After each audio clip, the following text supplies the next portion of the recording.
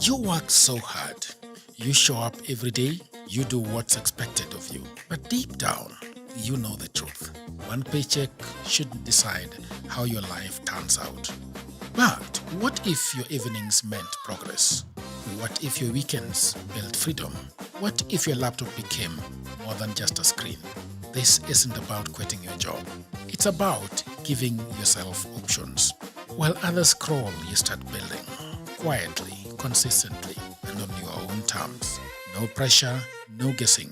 Just a clear system you can run after work, before work, or whenever life gives you a turn.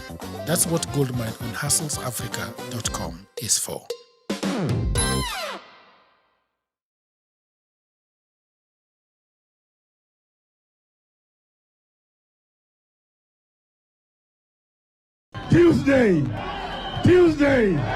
Tuesday. Haikuzo makasi ni watafute uongozi pamoja wasitafute. Kweli una maana gani?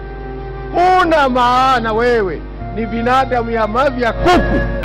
Mashamba yetu harambe. Nguruwe kujikanga na mafuta yake, na Afrika itakwisha. Padani agosho ngai no mwega na endesho de. Wakati hiyo ilikuwa ukisema ngwe ndani, ngwe.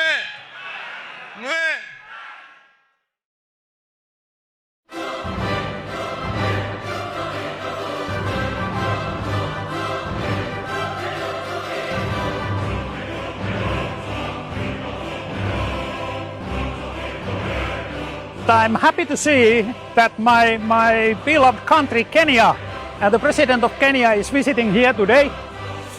President Ruto, welcome.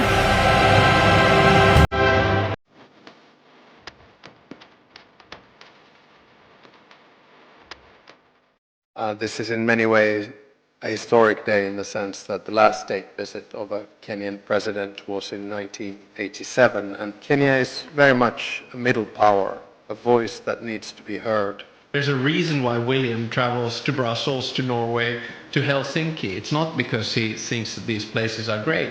It's because he sees that, okay, I'm able to forge new strategic partnerships. This is Kenyan impact at its best. Kenya's importance to Finland and Europe is growing in terms of trade, investment, development, and security.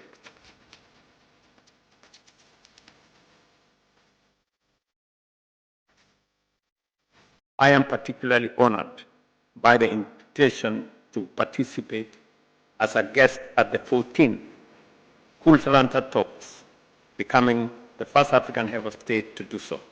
I look forward to contributing Africa's perspective to discussions on opportunities and challenges shaping a rapidly changing world.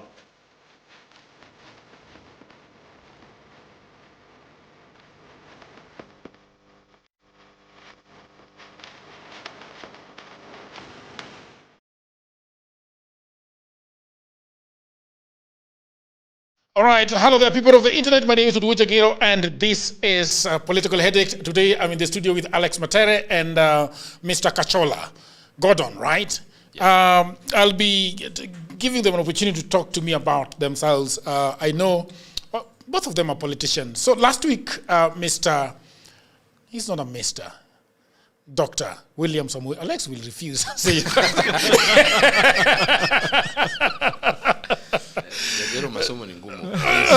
Use the correct. Dr. William Samuel Ruto sat at a table that has no permanent chair for Africa, okay? In a French town on the shores of Lake Geneva, President William Ruto took his place at the 52nd G7 summit, the club of world's 7 wealthiest democracies, invited. I don't know if this is true, but we are being told that he was invited by Emmanuel Macron to speak for a continent of 1.5 billion people. Now, the pictures were striking Ruto among the leaders of the United States, Britain, Germany, Japan. A Kenyan flag in the room where decisions about the global economy get made. But back home, Alex Matere and his people are creating a lot of trouble. The headlines wrote themselves, the only African president at the G7. And somebody say that, I don't know whether, this looks like a line from Alex Matere, that the G0. Okay, but he was not the only one, actually. The president of Egypt, I think, was there. True. You know, and the gap between the headline and the reality is exactly what we want to sit with tonight. Because a seat at the table is not, I don't think, the same as a share of the meal. Okay, and the real question isn't whether Ruto was in the room. It's what, if anything, he carried back for the Kenya people who are actually suffering with a burden of 11.8 trillion in national debt, watching a third of government revenue disappear into servicing it before a single shilling reaches a classroom or a clinic. Government, supporter. I wanted to say apologies. So was France a genuine diplomatic win, a platform for African priorities that have been ignored for too long? Or was it prestige without a price tag? A convenient photo opportunity for a president whose ambitions abroad sit on very uneasy ground at home. Yeah. Okay.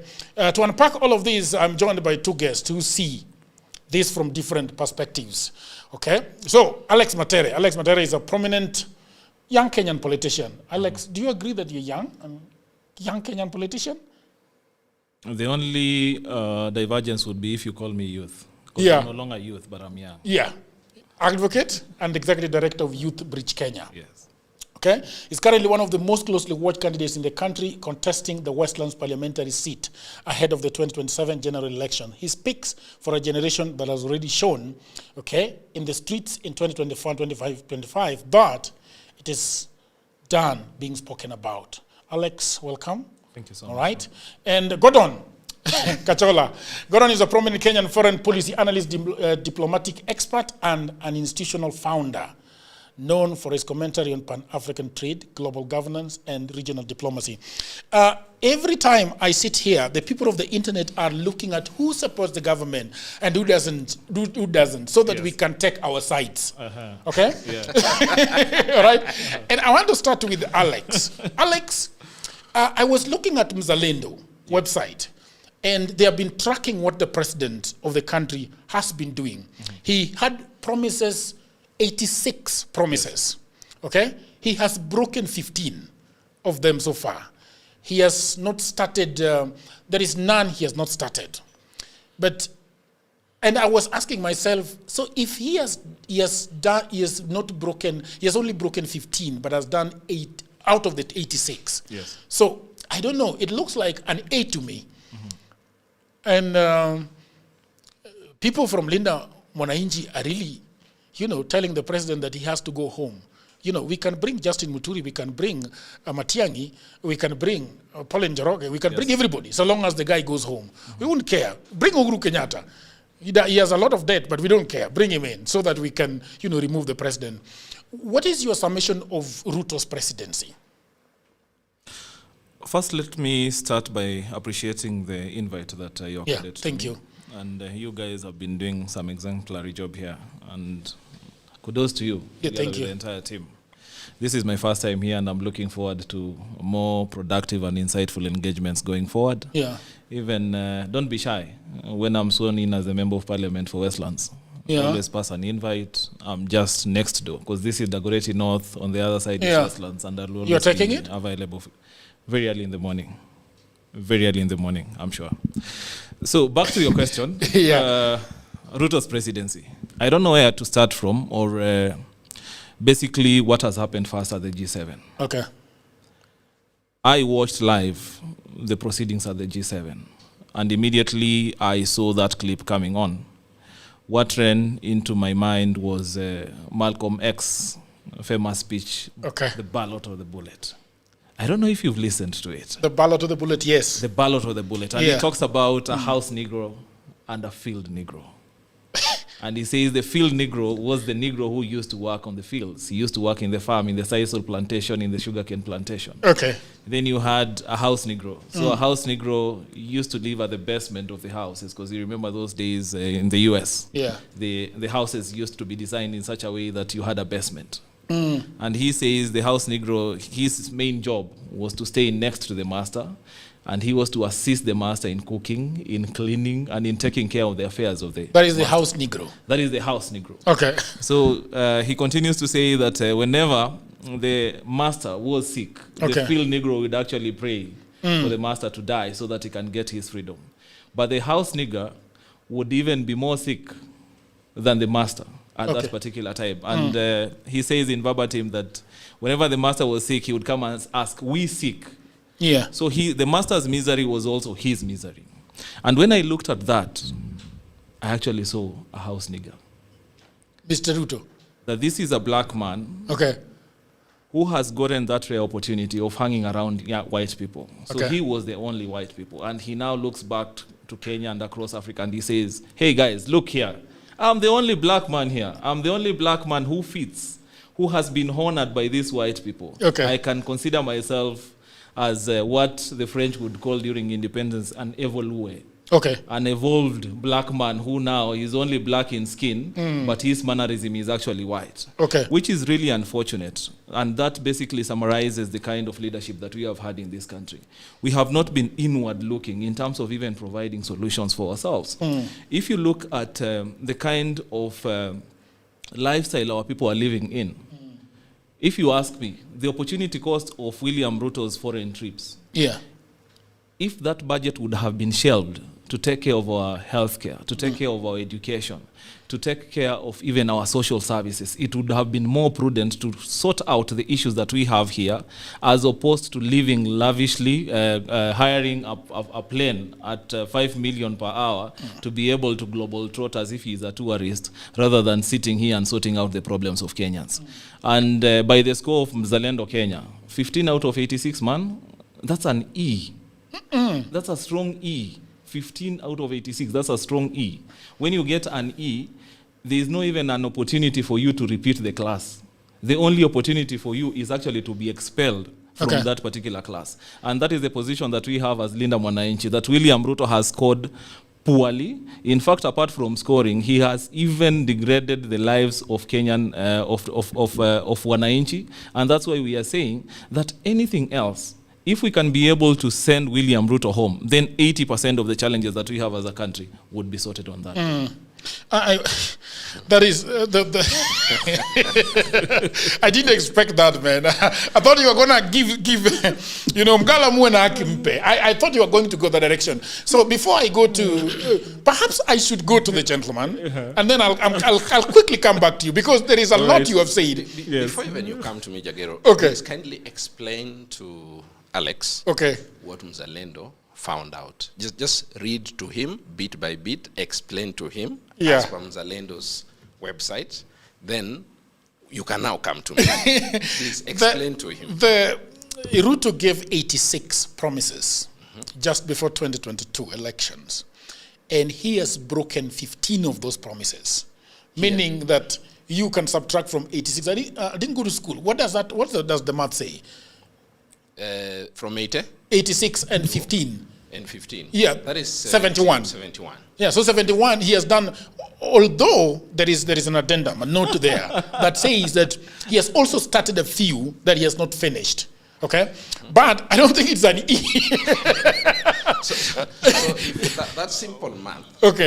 Alex got it wrong. You realize. Are we in concurrence? No, not in any way.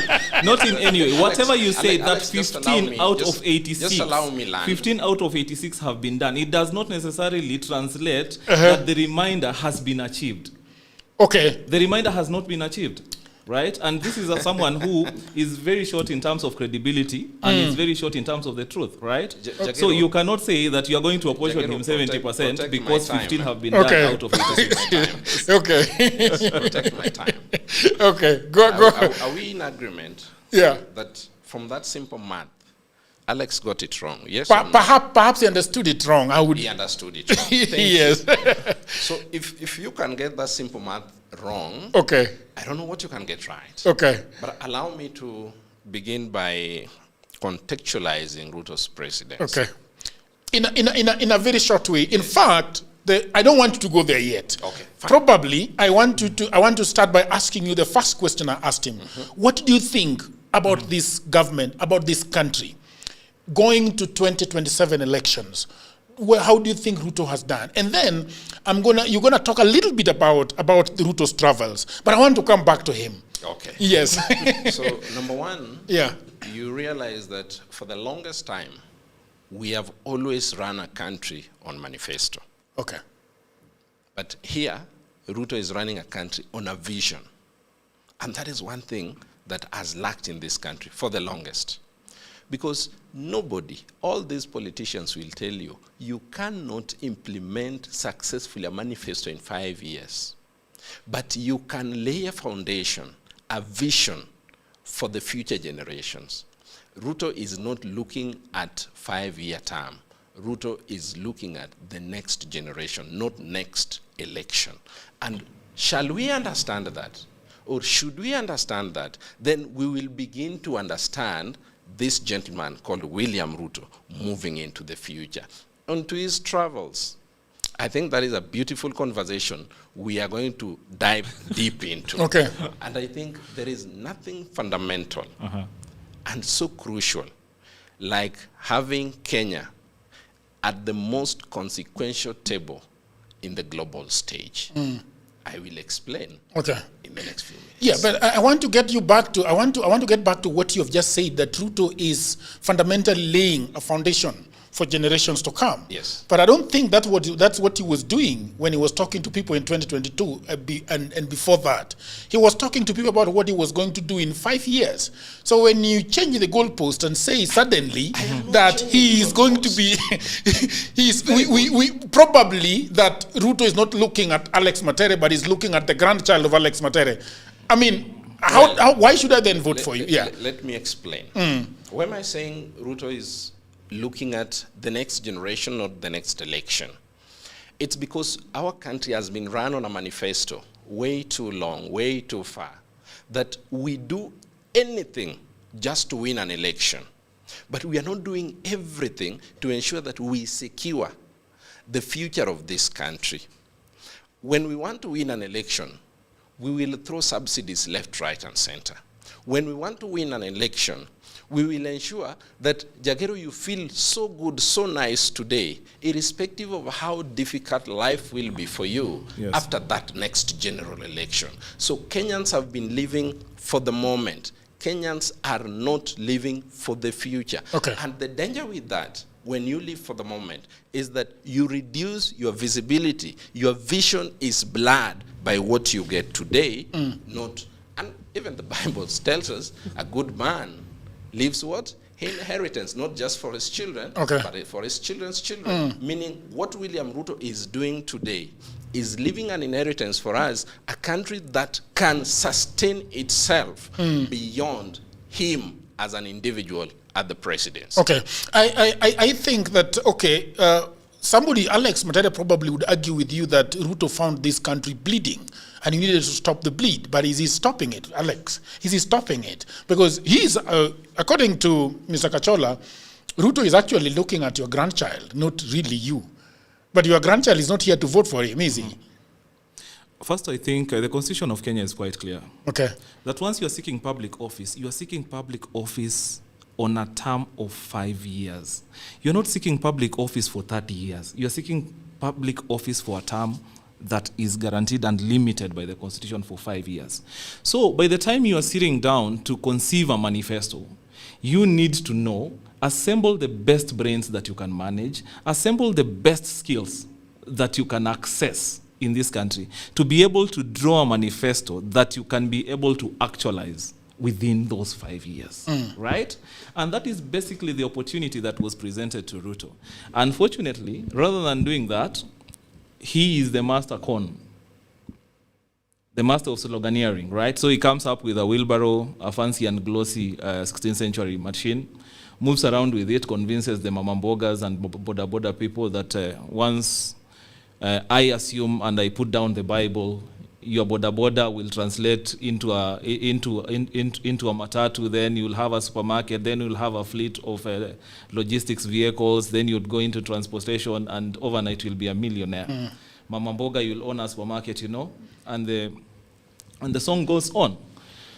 3-4 years down the line, he realizes that this is not possible. And now, they circle back and start a conversation that my friend is talking about. And it's quite dangerous if we can actually entertain such kind of thought. Because you have heard hearsay that the kind of avarice that William Ruto has on power, if he's given a chance, then he will even do away with the term limits. So if we start saying that he has been laying foundation, if we give him an opportunity in 2027, he will say, I was still laying foundation, so my term actually starts in 2032. And then now we have attempts of changing the constitution to ensure that now he has a monarch. Kenya have problems now. It is his duty to sort out the problems of today as he lays foundation for the solutions of tomorrow. But the most pressing issues are about today. If you ask a young person from Kangemi who's unemployed, he's sleeping hungry, he cannot afford medical bills, he will tell you, don't even think about my grandchildren, because I'm not even sure that I'm going to get there. Don't even think about my child, because at this point, I cannot even afford to have 3 consecutive meals in a day. So let me think about now. Ensure that I have a job today. Ensure that I have resources and a disposable income that I can cater for my wants and my needs now before you talk about tomorrow. You agree? It's amusing because Alex is going to look for votes in Westlands. And I sincerely wish him well. One thing Alex must come to appreciate is that in politics, there are those who actually are there not to make things work for you. And then there are those who are there to lay a foundation. You see, I know the buck stops with the president, but at each and every level of government, there are people who do everything to ensure that a government runs and runs successfully. But having said that, let me inform Alex of one thing, that there is no single successful government or successful country on earth that has ever been run on a short-term goal or short-term visions. Every successful government has always been run on visions, long-term visions. Today, we are talking of Vision 2030, and which to me, even back then, I had a problem with Vision 2030. If you go to big think tanks in the UK, in the US, those think tanks sit and think for a country for the next 100 years. The US we have today was not thought of when Biden was leaving power. It was not thought of when Obama was coming to power. It's a US that was thought of nearly 100+ years ago. They were envisioning nearly 100 years. What do we want our country to look like in terms of power, in terms of international relations, in terms of industrialization? If we don't do that today, I can assure you, every vision, even Vision 2030 and every other election will just be another wasteful event to put people to power, but not to steer this country to the level where we need it to be. And that is why policies must be laid down. That is why leaders with visions must come to play and think of this country in the next 50, 60 years.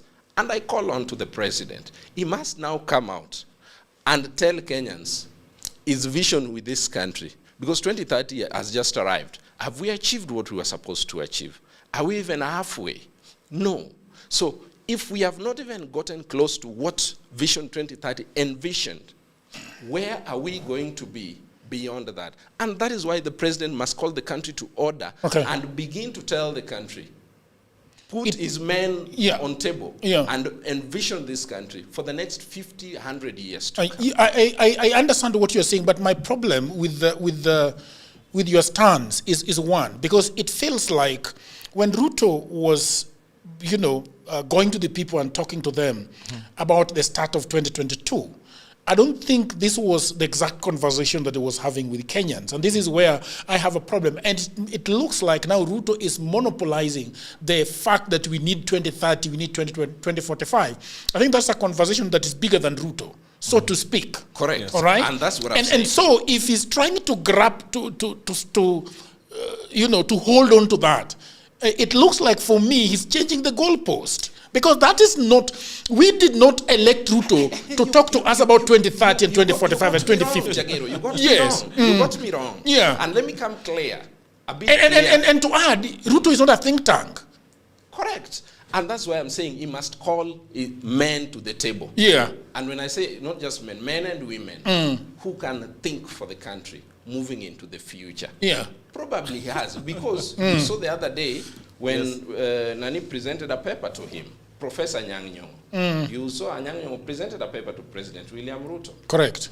At State House. So probably, because I'm not speaking for the government, I'm not speaking for William Ruto, I'm just speaking my mind. Yes. Probably this is something already in the works. But even as that happens, he must work to deliver on the promises he made to Kenyans. If you ask me today, has he delivered? Absolutely yes. Not all, but at least he has managed to steady the ship. It was so stormy, it was so windy, but he has managed to steady the ship, and now we can see the shores. Yeah, but can I stay with you a moment? But no. Allow me to come let me go to, yes. First and foremost, the guiding blueprint that we still have as a country is actually Vision 2030. Okay. And it's quite disheartening to listen to my brother and hear him cast some aspersions that direct towards some disrepute on this otherwise very well thought out document that was the guiding principle on what Kibaki managed to achieve for this country. Okay.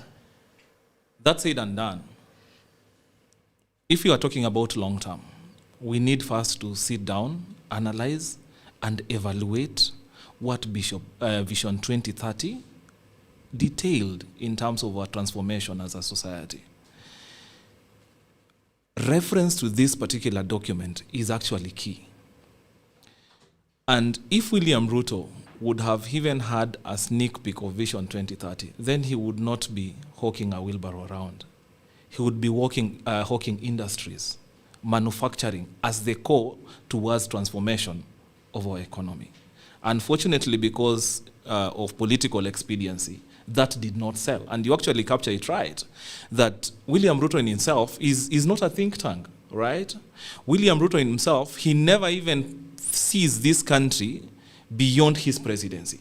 You remember during the Gen Z demos, and the Gen Zs were saying that they want him to go. So he was asking them, if I go, what happens to Kenya? He thinks that Kenya rotates around him. This is someone who has a giant ego, and he believes that if he's not there, then Kenya cannot proceed forward. Second, bro, look at the people that William Ruto surrounds himself with. What is the average IQ of the people surrounding William Ruto? Do you want to tell me that anytime, any day, they would defeat even the least or the most incompetent think tank in this country, even those ones of Eastern Europe? They cannot even hold a candle to that. What my brother is talking about, this paper that had been presented. Do you want to name a few and interrogate? I'm actually trying not to name, because I know you can actually put faces there, right? And yeah, you say, that's what I would like. There's that. all these people around him. You actually know.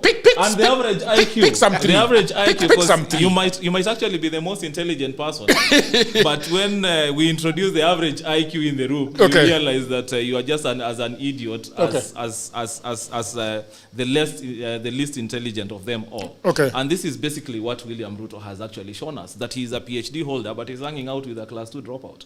So if a PhD holder hangs out with a class 2 dropout, his IQ comes down to that one of a class 2 dropout. Then he thinks about fixing. But Mr. Matera, you don't leave your friends. They have, your friends have a completely different place in the government, not governance. All right. They can be court jesters to entertain you during the evening after you are done working for Kenyans, but you cannot place them at the seat of government. That is part of what I deviate from whatever William Ruto is parading. The second bit, and I think it's of importance, I did not interfere with you when you were praising your points. So, not even that. The second bit that I wanted to make, just allow me, don't disrupt me so that what is it? Boss, relax first. You want to interfere with my train of thought. I think it's important. You can't also, hold it. Let him hold it. Okay. It's also important for me to say it publicly that I'm a student of Raila Amolo Odinga. I knew Raila Amolo Odinga when I was still a student at the University of Nairobi. Okay. And he took me up during my election as Secretary General of SONU. All these years I've been with him until the time that he departed. The reference that my friend is talking about, which one? The paper that Professor Anyang' Nyong'o presented to Ruto, was a thought pattern by Raila Amolo Odinga. Okay. It wasn't an initiative of Ruto. Ruto cannot sit down and think that an intellectual needs to sit down and write a paper on how to transform Kenya or how to handle the social economic of Kenya. No, he will actually call the class 2 dropout and ask him his opinion. Right? Who is this guy? Class 2, class 7, the average is actually Form 3. Okay. So this was basically a thinking pattern of Raila Amolo Odinga. And this is part of what he thought that he would come to introduce to the broad-based government. Unfortunately, he did not see the light of day for us to be able to judge that was Raila Odinga able to persuade William Ruto now to think as a scholar, to think as a statesman. That did not happen. Going forward, I think from where we sit, the country, if you look at the TIFA polls that were released the other day, 72% of Kenyans say that the country is headed in the wrong direction. If 72% of Kenyans, this includes professors, academicians, scholars, the common man, because they feel the pain. If you go to Kangemi today and you ask a young man there that in 2021 and today, if you do draw a comparison, which between the 2 years were you most likely to sleep hungry? He would actually tell you now as opposed to 2021 because of poor policies that have been adopted by William Samoei Ruto. And that's why 72% of Kenyans believe that the country is headed in the wrong direction. And that is why for us as Linda Mwananchi, basic things, not even coming up with a glossy manifesto, no, just pointing out that if we reduce the budget of State House from 17 billion to 4 billion, would have almost 15 billion that we can be able to direct towards day primary or day secondary education, and would be sorting about 50% of education crisis in this country. Okay, I hope you have not forgotten your point. I noted them down. You noted them down. Okay, go ahead. You know, one thing that I would really love to see in any conversation, in any discourse in this country, is honesty and candidness in every conversation. So when I say something, it's something I can back up either by statistics.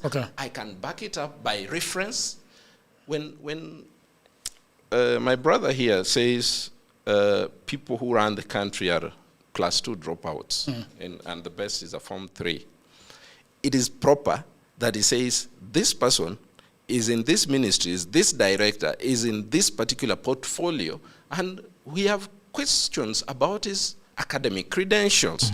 So if he cannot say that, I think he needs to withdraw and apologize to the nation for cheating. Yeah. Do you want him to give us? At least he should even just give us 2 names of those people he thinks. Yeah, but I asked him and he refused. It is upon you, my brother Alex, that you substantiate some of these things so that Kenyans out. You know, now you are running as a member of parliament for Westlands constituency. And there are people who truly believe in you. Yes. And they take you so seriously that what you say in this platform, on this particular platform, and any other platform, they will take it as the gospel truth. So it's upon you to ensure that you tell Kenyans that which you can substantiate, and you tell them today, the same thing you tell them tomorrow without changing it. Yeah. Do you want him to apologize before you go on? He should apologize. if he cannot mention people in various portfolios who have questionable academic credentials, then he should apologize to Kenyans. 2, he says, poor policies. What policies are these? When you say this government has adopted poor policies. So which are these policies that are actually injuring us? And then what is the alternative? Because in this country, it's like we love saying this is bad, but we are not presenting an alternative to that which we say is bad. So if we can just explain some of these two issues, we'll be good to go. That would be nice. And after this, I want us to talk about a little bit about Maraga. Maraga was having a press conference yesterday. There is something that we call at Political Edit political temperature, where we need to pick a little bit of what is going on, and then we discuss them. So I think we are going to give him the opportunity to apologize. Alex. Not an opportunity to apologize, but just to clarify. That Jagero, today's generation of Kenyans is the most literate that has ever been since we got independence. Kenyans are the smartest today as opposed to 10 years ago, 15 years ago, 20 years ago. If you ask Kenyans who runs government, who sits at the seat of power apart from William Samoei Ruto, they will tell you the jokers. They actually know them. But who are they? And any totalitarian government, because William Ruto is a totalitarian president. What does that mean? All power is around him. Okay. Right? And that's why at some point he was saying that he knows those ministries more than the ministers themselves. Because some of these notices that even ministers release in terms of gazette notices, they actually see them the way Kenyans see them. It's just their signatures that are being used to transfer these things. We have had even cases of where stuff has happened in ministries and the ministers are completely unaware, because this is someone who micromanages everything. He believes that he is the brightest guy in the room any given time, any given day. Second, when you talk about the second issue that you had raised in terms of bad policies, bro, Kenyans know if 72%, you cannot argue with data. You are the scientist here. You cannot argue with data. If 72% of Kenyans say the country is headed in the wrong direction, 72% of Kenyans cannot be wrong, and you are the only person who is right. But what questions were they being asked on the poll? That summarizes the direction of the economy. Okay. Right? Life expectancy, the cost of living.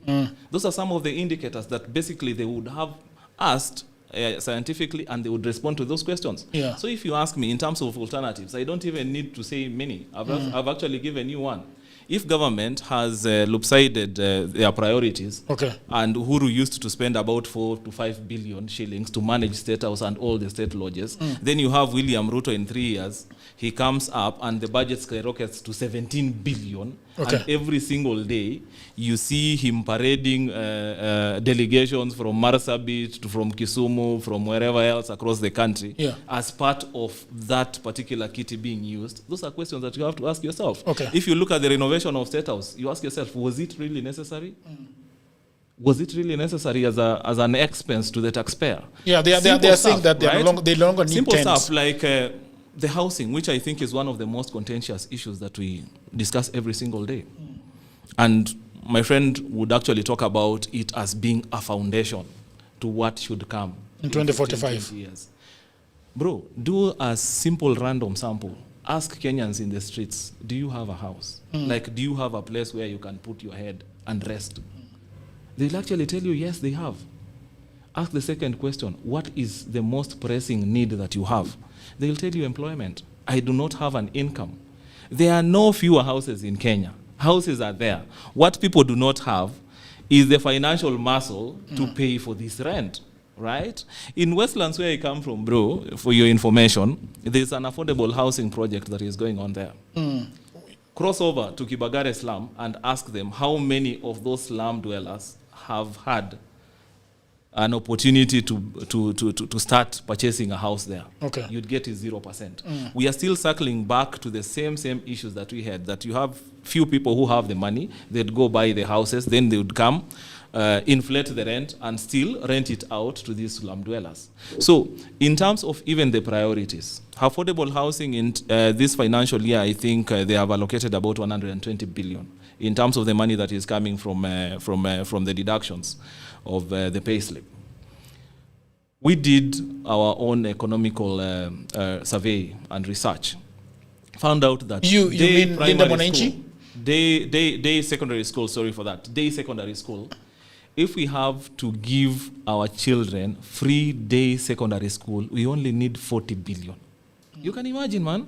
And we have guys dropping out of school every single day because they cannot afford that 10,000, that 15,000. You have Arambes every single time, right? Nowadays, you know, bro, you are a celeb. So I'm so sure in your village, every single time you receive a message that there's a fundraiser that is going on here, there's someone who has a school fees need. These things are happening because of our priorities that the government has not gotten right. Talk about university education. Was there a need to change university education funding? If you ask me. Why? When I was in campus, and I really honor those formative days of my life, we used to pay 28,000, bro, per whole financial year. 28,000. And as a humble Kenyan, coming from a humble background in Kitale, my parents struggled to raise 28,000 in a year. If it were not for the villagers and coming together and to be able to fundraise for this, probably I wouldn't be here sitting with you. The same situation now requires that young particular person, for him to pursue a course in BA in political science from the University of Nairobi, that I used to pay 28,000, he's required to pay 250,000. How many of them can be able to raise this kind of astronomical monies?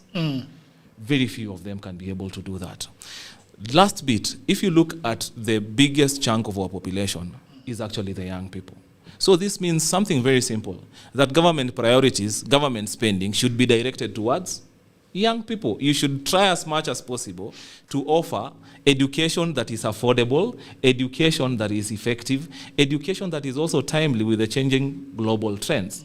That is the only thing that can be able to ensure that we move from where we are to this mythical Singapore that he keeps on hawking around every single day. If we have our young people churning about 1 million every year to the labor market, and they do not have a skill, they do not have a training, then this is a time bomb that actually William Ruto is ensuring that every single day is arming in this country. In the next 10, 15 years, if we continue in this trend, then we might not be able to take care of our young people. And that's why for us we say that the challenges that William Ruto has taken us through in the 3 years are actually enough. We should not even wait for another election after 2027 to see the status of the country and to see the status of the Kenyan common man. We have an opportunity in 2027 to make this change and ensure that we have been able to return back the country into the right trajectory. Mr. Kachola, the question of, we keep going back and forth, question of affordable housing, question of housing, education. I don't know what you think about this. As somebody who supports the government, 250,000. I don't know whether that is the correct figure. I was just trying to find out here. Okay. Trying to find out. 20. I was sitting with Alionya the other day, and Alionya was telling me about how school used to be cheap when she was actually going there. She actually came from one of the slums in your constituency right now. And she was for the, I think she told me 26,000. And with the 26, she was able to pay for her accommodation, to eat, and to pay school fees. But I'm now wondering, Alionya of then, now, she's completely in the streets. And I don't know how fair this is. And what was Ruto's plan with the trying to rip off this idea, the Kibaki idea of education and the affordable housing? I don't want to say what was Ruto's thinking. Okay. Because I wasn't on the table when this, because it's not something you might have just come up with from the blues, so it must have been discussed, and then they brought it to Kenyans. But from where I sit, Jagero, I have a cousin. Yeah. And this is practical. I have a cousin who lost his father when she was 2 years old. Then this cousin lost the mother when she was in class 6. So she has no parents. So it means this cousin of mine, among many others, could probably be looking at me and my brother and other people to help. This young girl, by just posting the death certificate of the father and the burial permit of the mother, because I think she must have misplaced the death certificate of the mother, she was categorized, and she's now only paying 5,600 shillings per what? Per semester. She's doing Bachelor of Science in Environmental Science at Egerton University. She's paying barely 5,600. So meaning in the whole year, she's paying around 11,000. Besides that, she gets help for maintenance in school, 30,000. Don't you think that child has gotten a reprieve? And this is a child who is there, alive, practical. Don't you think that's a reprieve to that child? And to my old mother now, approaching her 80s, who is living with her? Don't you think she has gotten a reprieve? It is a reprieve to her. Is that the story of every child? It might not be the story of every child. And that is where now I'm coming. At the inception of every policy, there has to be things that are not right at the inception.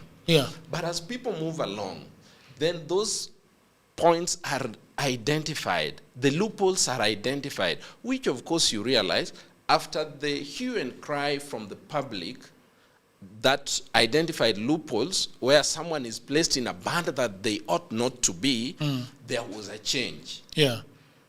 And we have to give it credit where it is due. Where it is wrong, we say it is wrong. When it was wrong to put students in bundles so that they clearly don't belong to, the public said it was wrong. Something was done about it. And today, children of people who might have not even seen the doors of universities and colleges are doing what? Are seeing it. Today, help is not only to those who are going to university. Today, help is given to even those who are going to TVETs. Isn't it a level where we should appreciate that at least today, even if you go to KMTC, even if you go to Mawego Technical and Vocational Training deep in Karachuonyo, or you go to Mfangano Technical or Vocational Training in Mfangano Island, you are still entitled to that help. So the government decided to spread it. So it is spread across, and by that alone, that's why you saw even in the budget, who reaped the biggest? Education. For the first time in the history of this country, it was not the security sector that always reaped the biggest. It was the education sector. And I think those are the things, the only thing we need to do as a country is to look at, with this system, where are the loopholes? And how do we then present these loopholes to the necessary agencies, be it parliament, be it ministry, be it any other agency that can forward these grievances to the level that they deserve to be presented. I think that is where a good citizen needs to begin. How about affordable housing? You took Kenya, the government took Kenyan's land and then started building those houses. I like how you are putting it. The government. I'm only talking. I am borrowing the voice of Alex Mate. Add markets on top, right? Not just houses, then markets, right? I'm borrowing. No, you're speaking for Kenyans, not just Alex Mate. Let's go to affordable housing. Yes. And once again, I must make it clear that I'm not speaking for the government. I'm not you keep saying that. Yes, but it is obvious. It is very obvious to whom you are speaking for. Those who speak for the government are actually in the government payroll. Yes.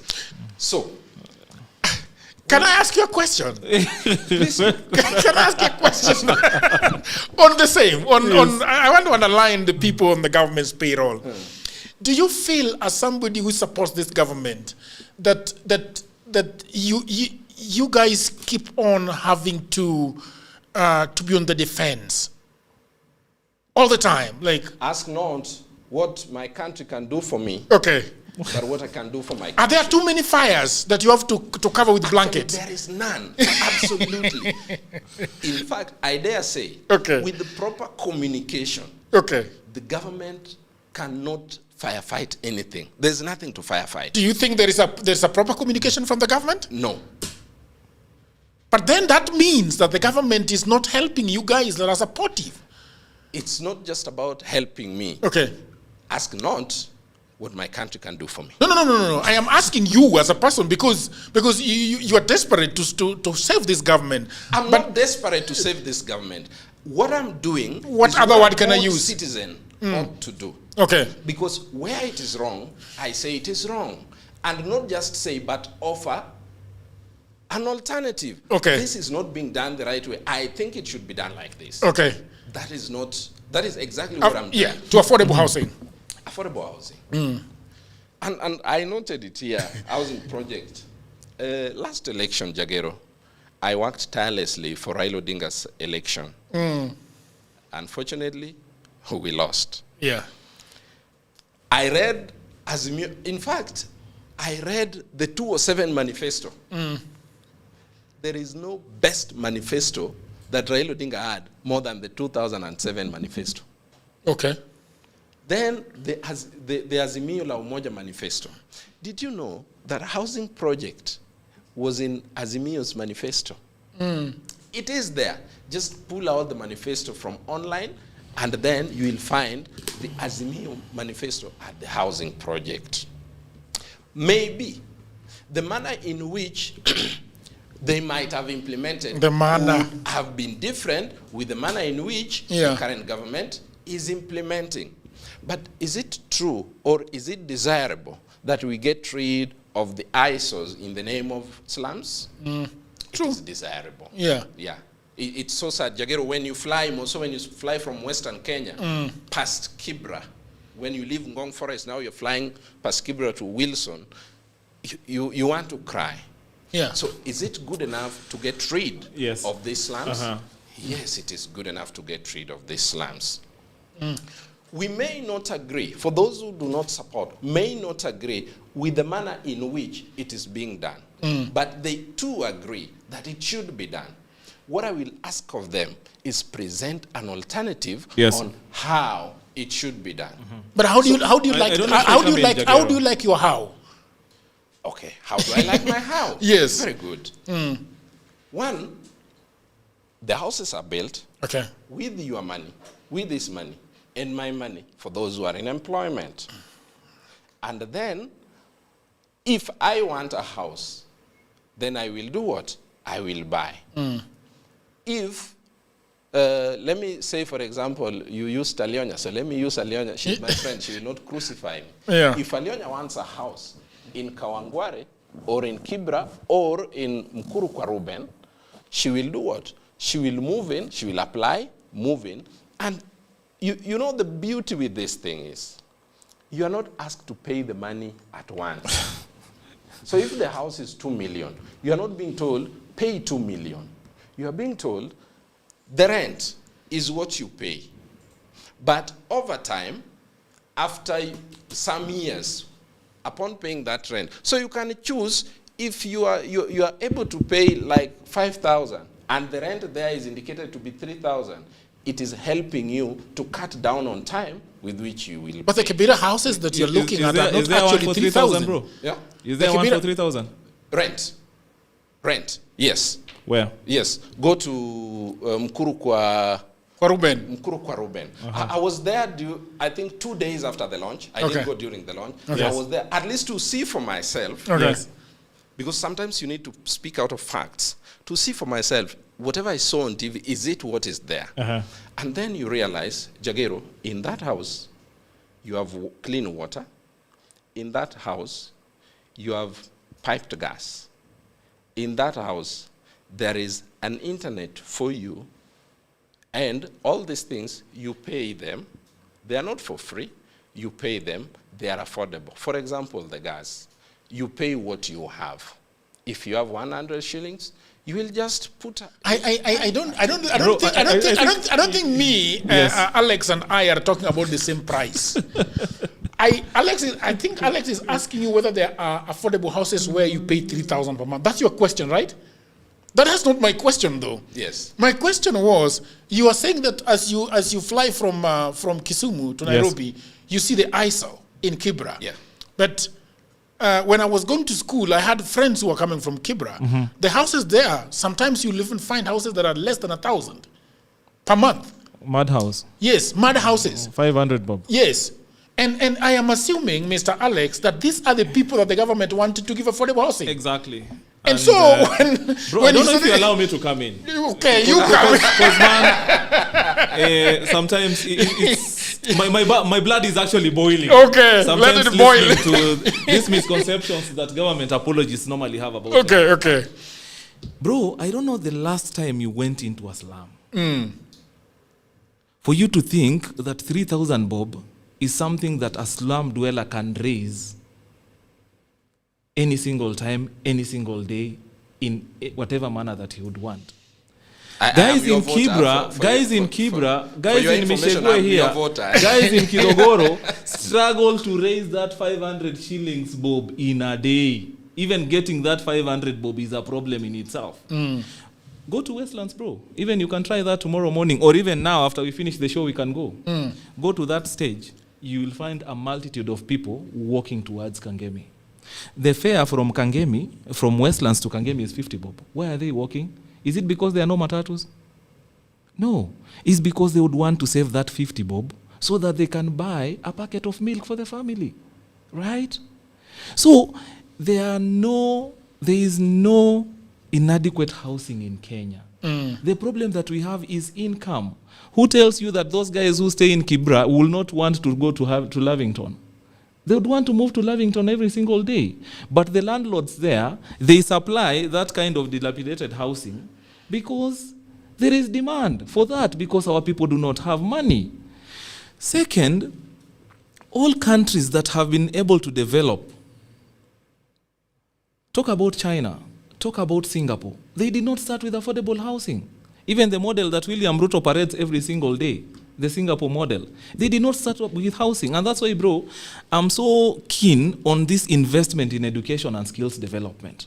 Because once guys are educated and are trained, once our young people have a skill and are training in any particular field that has market value, they can be able to earn an income that can be able to afford them the decent housing and dignified life that they would want. If you take that young person who's riding a boda bonda and living and paying, hiring a boda bonda, you know, majority of them actually hire. Now let me teach him the economy of the slum. So a young person leaves high school because he cannot be able to afford the school fees of the family. Again, social order there. Most of those families is either single mother or single father. He drops out of school. The next time he learns how to ride a motorbike. The next day, he realizes that I can actually hire a motorbike for 300 bob. I make 500 shillings in a day. I pay the guy for the boda boda, 300 bob. I remain with my 200 bob. If you can take that young person, equip him with a skill, not just riding a boda boda. Can you teach him mechanics? Can he be an electrician? Can he be a plumber? Can he be multi-skilled in one or another? So that even in the worst case scenario, at least he has a training that he can be able to attract an income with. That young person will grow his income and he will be able to get out of the slum and afford decent housing more than what the slum is offering. Bro, second, he's talked about the Azimio manifesto. I was part of the team that actually developed this manifesto. Your friend Mundalo, we sat with that team 30, especially when it comes to unbundling the manifesto on areas that touched the young people, right? If I can make reference to that manifesto, yes, it talks about housing, but the model is not the same, the one that William Ruto is implementing. And you've asked a very serious question. You know, Raila Amolo Odinga was a stickler to constitutionalism. Housing in itself, if you look at Schedule 4 of the Constitution, is a devolved function. What is the national government doing in a devolved function? In the manifesto of Azimio, was the national government to liaise with the county government and come up with some sort of PPP, where government offers land, then you have private investors coming in to invest into housing, to be able to reduce the cost of rent. Once that PPP is done, then the government can be able to set a standard of the rent that you are going to pay. Okay. The second bit, closely linked to that, this was only supposed to be done in urban areas. I don't know which village you come from, bro. From my village in Kitale, a place called Sibanga, there's an affordable housing project that is coming up. In a village, you are building a 6-story building and you expect villagers to move from their homes to come and stay in that house. Misplaced priorities. Second, or rather third, linked to that, is the aspect of markets. You've seen William Ruto moving around the country launching markets, right? You are launching a market in Chwele when the road from Kaptama to Chwele that is supposed actually to be used to transport the products from the farm to the market is unpaved. Those products end up being, the tractors end up being stalled, the trucks end up being stalled. By the time the products actually reach the market, they're actually already spoiled. Markets is also a county government function. National governments have absolutely no interest in anything called markets. It surely is a mandate of the county. Yesterday, Udhiambo told me that the president is taking money from the military to build those budgets, and he can do whatever he wants with the money. So, and again, that is a misconception, because I told you, bro, we are dealing with a totalitarian leader who thinks that he's the smartest guy in the room, who does not even obey the constitution, right? The most glaring disobedience of the constitution is even affordable housing in itself. Devolved function, national government is running with it. Market, devolved function, you see William Ruto going around offering this kind of development as fodder to attract votes. The last bit that I'd want also to put into focus, I'm so keen on matters of education because Youth Bridge Kenya, we focus on education, quality and accessibility of education, and also that part of training. The example that is giving here is one case in a million, right? The antithesis of this is to imagine that this orphan has a well-to-do uncle that stays in Nairobi and can be able to access Jagero and defend the government when it comes with policies that continue to injure and impoverish the life of Kenyans. Yeah. As opposed to that, there's also an orphan who does not have that access, who even that application in itself is a problem to him. Third is the aspect that when it comes to banding of beneficiaries of this help, the government assumes from that particular system that if I say my father is a teacher, my mother is a clerk, that we are employed and well-to-do. That is the assumption. But this teacher, father, and a mother who's a clerk have 8 children. 4 of them are in high school. The kind of income that they have, William Ruto continues actually to even lower it by deducting SHA, deducting housing levy, deducting pay about 35%. By the time that particular person gets that income, is not even enough to keep those children in school. So this particular person is actually left out of this particular system, not because he does not have the capacity, but because the system in itself, poorly designed by government, assumes that once you're employed, you have the financial muscle of taking care of the education of your people, which is basically a fallacy. If this particular system that initially was there, being implemented by HELB, would have remained as was, and minor adjustments done on it, I believe the challenges that continue to bedevil this country would have been sorted. Yeah. And my last bit on that before I hand over the mic. When William Ruto came into office, despite me mourning for about 6 months and going into depression after the loss, having closely supported Raila Odinga, I expected that him as a PhD holder would have a completely different view of how to fix our education. Part of that, I was assuming that he's going to strip university charter from some village institutions that call themselves universities. Kenya does not need a university in every county. That you have Masai Mara, that you have Laikipia, that you have Must, that you have Jaramogi Oginga Odinga, that every technical institute that we had was actually upgraded into a university. Not far from here, a radius probably of 500 meters, 1 kilometer. The Kenya Poly. You remember during our days, man? Kenya Poly. like you used to know, if you want to get a technical skill, especially now when you're talking about smart, if you want to get a technical skill, you'd go to Kenya Poly. Kenya Poly is no longer doing that because Kenya Poly was upgraded into a university. Look at all these development countries. Talk about Germany that Raila talks about fondly, used to talk about fondly. Talk about Singapore. It was about the technical skills. So what we needed to invest in robustly was in terms of equipping, funding, and ensuring that the staff are competent and are skilled to offer technical courses at the technical institutes, but not disregarding the needs of the country and upgrading these technical institutes into universities. Then you want to say that HELB now is covering the fees of even the TVETs. Do you want to say something before we want to move to the issue of Maraga? You have a note? I listen with a lot of pain in my chest. Okay. When guys from, it's called Linda Mwananchi. Yes, when they speak, you know, I would have really loved to hear from him as an incoming MP, an alternative, something. That wasn't the question that was asked. I only respond to questions that that were asked. If about my manifesto for Westlands, I'm given an opportunity, I'll respond to it. You responded to some of the issues I raised, and I was listening just to note if you could give an alternative to some of these things the government is doing. Let me begin with the last one you said, and very first, universities in each county. You said, we don't need them. I say we do. Look at where these universities are today. What is the economic ripple effect of these universities or these institutions where they are? Today, Jagero, between Bondo town and the Siaya town, which one is more vibrant than the other?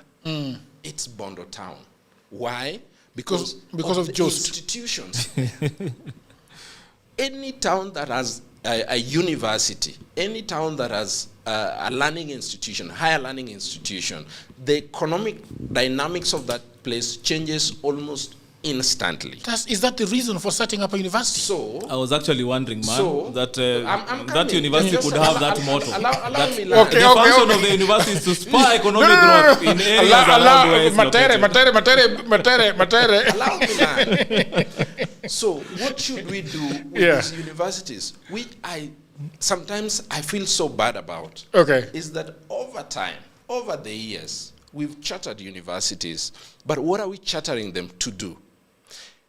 I would be so glad that if you want lawyers, like my good friend lawyer Mundio Gwel, if you want to know, if you want just good lawyers, you know very well that I will go to the University of Nairobi. Thank you, man. If I want agriculturalists, you know very well I will go to maybe Embu University. If you want agronomists, whatever, let universities have clear pathways for themselves. Let government and universities sit down and decide not every university should offer every course. Not every university should offer humanity or social sciences or the physical sciences or whatever course. Let us streamline these universities to offer specificities. Yes.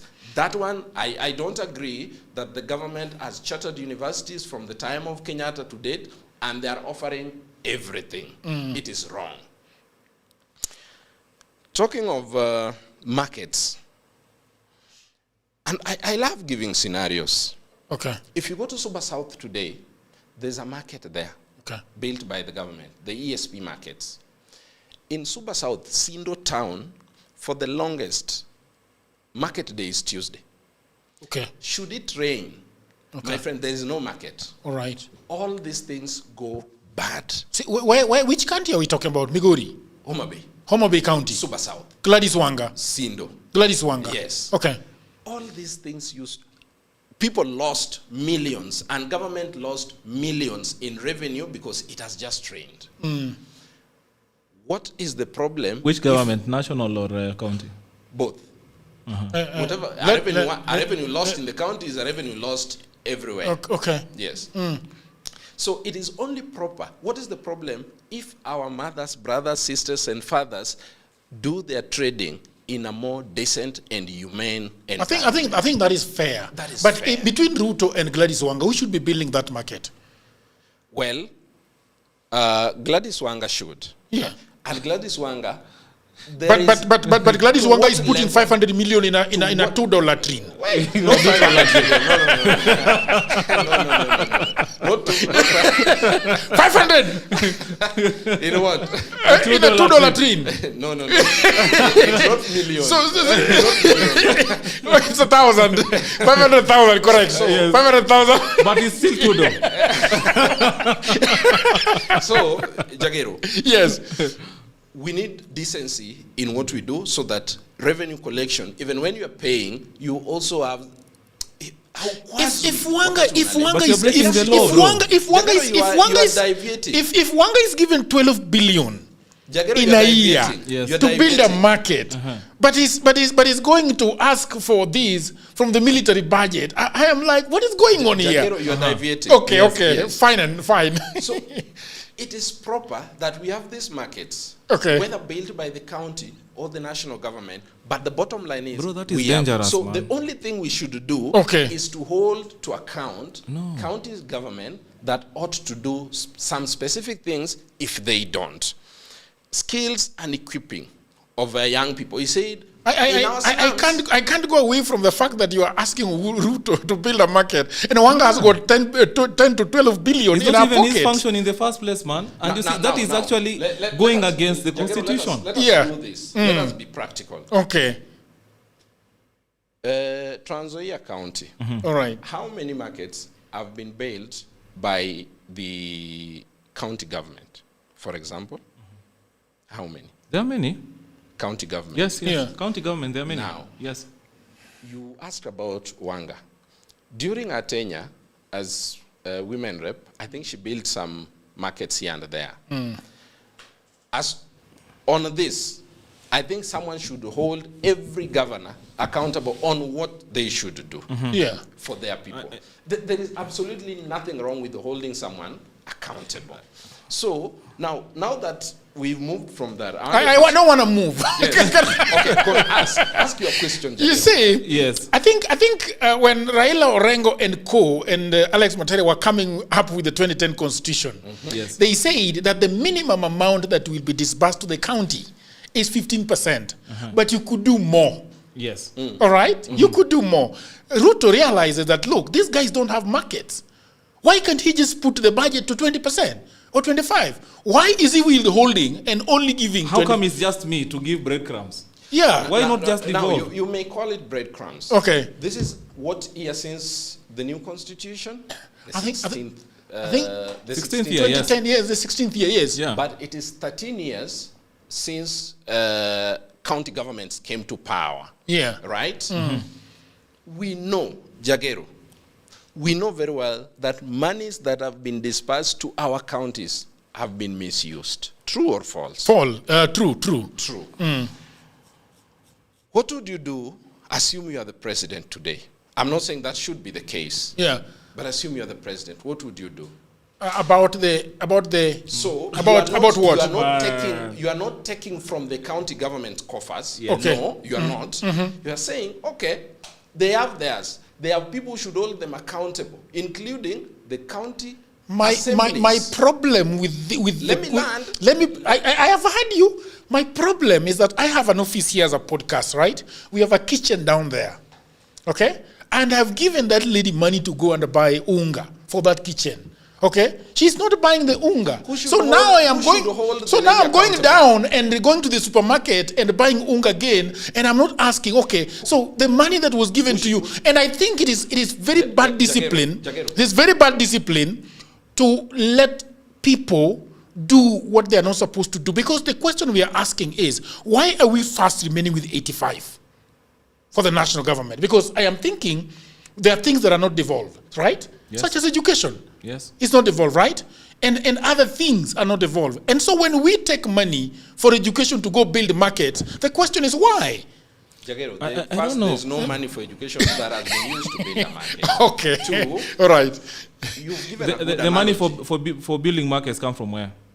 The analogy you've given. Okay. Yes, of the lady who's supposed to buy something. Who should hold the lady accountable? Now, in this case, who should hold the governor accountable? That I am not sure, the though. County Assembly. It's not the president, man. It is not the president to hold I the fully governor. agree with you. Now, just allow me land. Okay. This was your question. Yes. I'm responding. Okay. So it is the county. It is the county assembly that should hold the governor accountable. It is the county assembly that makes their own budget. Remember, President William Ruto doesn't go to counties to tell them, put this for this. It is those county assembly members who do that. How then do you want to hold Ruto accountable for a governor who is not working? But we also, what is your work as a member of the we county we also know that when this county honchos, such as governors, are indicted, we all know that they also go to EACC, and EACC, there are calls that are made from above. Yeah. Let them go. You are certain about that? I think so. Of course. No, of course. Because Jagero, before this point goes. Before this point goes. Have you landed? Yeah, he landed. In fact, I was responding. Because I want to finish. So I was responding. Okay. When he talks about education, skilling people from the slums and doing that so that they become, they can be empowered. Okay. I want to inform Alex that the government has gotten into partnership because government might not be able to do everything.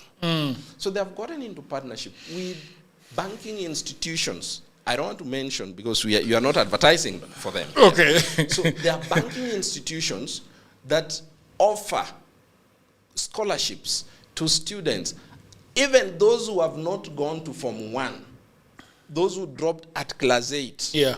For one reason or another, they are offered scholarship to go to a vocational training school to study something of their choice, including dressmaking, hairdressing, and all those things. So that is equipping young people who might have not had the opportunity to advance their education. Okay. Yes. Finally.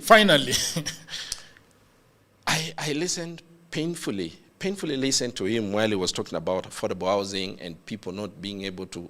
So, and he's not offering a solution. So is he saying that you just said my solution, bro? So you've talked about empowerment.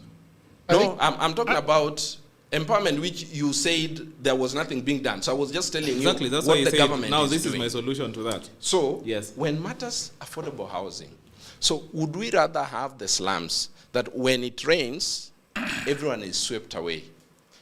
Jagero, you are in this town when Sinai tragedy happened. Do you remember? Yes. You remember how many people lost lives? Hundreds of them. Just one incident, fire incident in Sinai. That must have been, was it 2010 or somewhere thereabout? Yeah. People lost lives in Sinai fire incident. That is where we are running away from. How many people have lost properties, millions, in Gikomba fire, in Toy Market fire, in these incidences? So should we let our people, because we don't need to build these houses because Jagero will come from Runda and go and buy a unit there? So we should just let people who stay in slums? No, we should have an alternative. If they feel and they surely think that what is being offered is not the rightful thing, what is their solution? Okay, great. I think, look, can we move? No. Probably a second, probably just 1 minute. 1 minute. So that I can be able to clarify some things here. Yeah. The Constitution is the supreme document of the land, 2010 Constitution. And the benefit of hindsight, Jagero, William Ruto never believed, never supported, never voted for this Constitution. So you cannot expect that he'll be the champion for devolution, among other very important attributes that this Constitution stands for. So for me, it is not surprising that he does not even understand the elements of devolution in itself, and he cannot respect devolution. I say affordable housing in itself as a function, Schedule 4. Okay. It is part of county governments. When you talk about these markets, you know the most surprising thing, man? It is fashioned as affordable housing, but it's the same authority under housing that is actually building markets. So you are deducting my salary in the name of your building houses, but in the real sense you're building markets. So that in itself is actually a con game that William Ruto has been perpetrating against this country for long. Yeah. Second, he talked about corruption. I don't want actually, I want to respond to issues because I believe I stand with my country every single day, but I only support my government when it's right. William Ruto's administration is not right on so many issues, and I cannot support it. When you talk about the issue that he has brought quite well, if we can be able to equip our young people, they can be able to have money, then we can now talk about houses. They can choose where to sleep, where to stay, what to eat, which mode of transport they can have. But as far as they continue living in the slum without a skill, without an income, they cannot have that decency and that pride of deciding the next meal if it will be balanced or if it will not be balanced. And this is the deprivation that we have exposed our young people. And that's why we are saying that William Ruto's administration has gotten the priorities completely wrong when it comes to so many other issues. Last, when you talk about corruption, you've given the figures. This time round, part of what William Ruto had actually signed with my political father, Raila Amolo Odinga, was to ensure that the revenue share goes beyond 25%. Beyond 25 or beyond 15? Beyond 25. Constitution says 15. We have successive governments have not even done 15 actually. They have done 20. It says we go beyond 25%. So that 10-point agenda, by the mere fact that we are passing a budget does not meet the threshold of what he and Raila signed, is actually an affront to the legacy of Raila Amolo Odinga. Okay. And part of this money that goes there, it has to follow functions first, then you follow the resources. And these functions also include all these manner of things that you're talking about. Now, when you talk about corruption, I want to draw a scenario for you in 30 seconds. We have counties, and you've seen how counties have made millionaires. This is the closest, because the intent of devolution is to bring services closer to the people. So for the first time, Kenyans have been able to see corruption next door. That this particular person, the other day, he was job seeking, immediately got into a job at the county government. He has now built a bungalow, He has bought a very luxurious car. So you can be able actually to see even that corruption that is actually devolved at your doorstep. But don't forget, whatever is going there is basically 20%. So 80% of this corruption is at the national government. And you can imagine what guys at the national government actually cutting away every single day when you talk about the budget. If we say that a third of our budget cannot be accounted and it goes into pockets of government officials, then it's something that we need to worry about. Okay. Ask Kenyans what is the most pressing issue that they have with this government. They will tell you, number one, that the president is a poster boy of corruption. I think that as we move away from this conversation, and I think because of time we're not going to go into Maraga issue, because I really wanted to talk about Maraga and Linda Mwananchi, but I think because of time we're not going to go We only talk about Linda Mwananchi. You can't talk about Linda Mwananchi without talking about Maraga. So Maraga is not part of Linda Mwananchi. We are skipping all. Yes. I really liked what Mr. Kachola started with. Mm-hmm. If you scroll forward and look at the issues that is now bringing up, I think, Mr. Kachola, it dampened the spirit of your first statement, because you said that Ruto is sort of laying a foundation for the years to come. But I think that if you're going to lay the proper foundation, then there should be demarcations of this is my job and it reaches here, and Matere's job starts from here. This is Kachola's job, and it reaches here, and Oduor Jagiro's job starts there. Because if we are going to be mixing these issues, then I think the foundation that we are sort of trying to lay is going to be confused, because then the people that are coming after us is going to say, okay, Ruto used to build markets. Should I build? Should I not build? No. So let's go to, I was shocked at the fact that he thought that Ruto's going to France did not amount to anything. He called it that was shocking. But let's go there then and talk about it. I'm going to skip Maraga entirely. Yes. Ruto starts with a very interesting conversation when he's in Paris. Says that for too long, Africa has been seen through the lens of need. Yes. Its needs have been overstated, its opportunity understated, its future decided in rooms where Africa had no seat. And I think Ruto says that because it was right smack in the middle. I think it was between there was Trump, and then there was another guy, and then Ruto. I don't know who was that guy. Macron. Yeah, okay. And he was there as the only sub-Saharan president. Yes. All right. And then we had somebody from the north, Egypt, right? Yes. Also there. And he says that there's something interesting that he says that we seek neither dependency nor alignment. We seek partnership. We seek a new paradigm, not hierarchy, but sovereign equality. Not aid alone, but mutual benefit. The age in which Africa's wealth is extracted and its value banked elsewhere is over. It is untenable, it is unacceptable. Africa is open for investment, but investment that builds shared prosperity. He goes on to say something very interesting, that meanwhile African nations borrow at rates above their peers. Where fundamentals are equal, the price we pay is not. Too often risk is measured by assumptions the facts no longer support. Okay, then he says something very interesting, that we call upon G7 to stand behind African institutions through guarantees and other risk-sharing instruments. We have identified existing institutions, including the African Trade and Investment Development Insurance, ATIDI, that can deploy this support effectively. So something that is also very interesting here about the people of the internet, about the G7, is that November 2025, Macron personally invites South Africa to the G7. Okay? And then in March 2026, South Africa is dropped Pretoria off the guest list amid a US-South Africa feud, correct? May 2026, Africa Forward Nairobi happens. Macron hosts Ruto and invites Kenya to the G7. And then, 15th and 17th of June 2026, Ruto addresses the G7 session for the African agenda.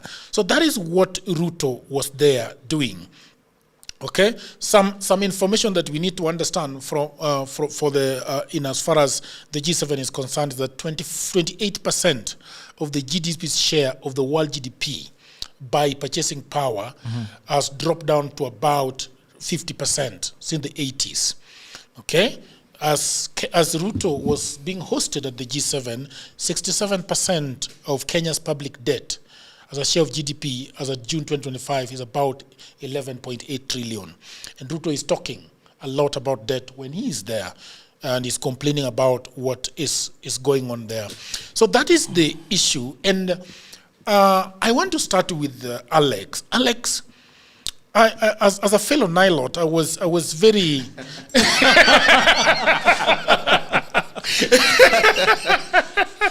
It's not me, man. It's Malcolm.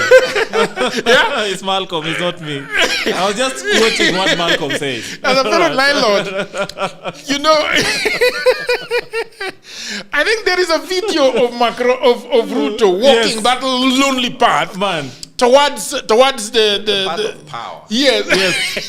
Path of power. Then the whites are looking, right? They are watching, right? Yeah. Yeah. Then he says, "I'm the only black here." Yeah, and I was for a moment really proud of the Nile Lord. Yes. But when you start calling him the house ninja, because you also have tendencies. Yeah? You might be having tendencies.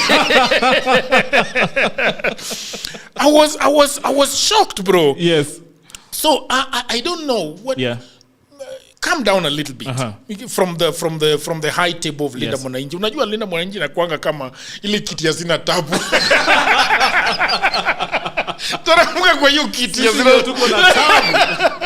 And then I think give us a take two of Ruto's travel.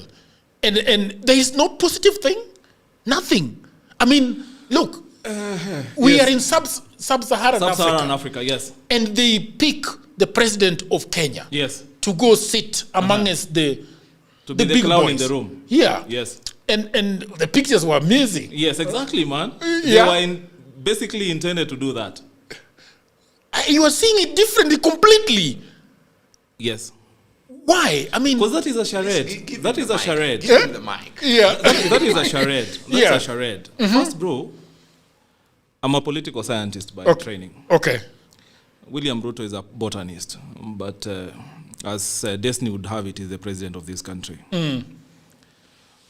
If I was to recommend one book, one basic elementary book for leadership, for him to understand the global dynamics is How Europe Underdeveloped Africa. Okay. It's a book by Walter Rodney. He should start from that point for him to understand. The second, in fact, you have done justice to it, bro. You have said, what is Kenya in the scheme of things at the international level? Okay. Right? I want to break it down to bits that now you can understand. You said William Ruto was standing next to who? Donald Trump. Donald Trump, yes. The first person, right? The president of the strongest and the wealthiest nation in the world, with 50 states.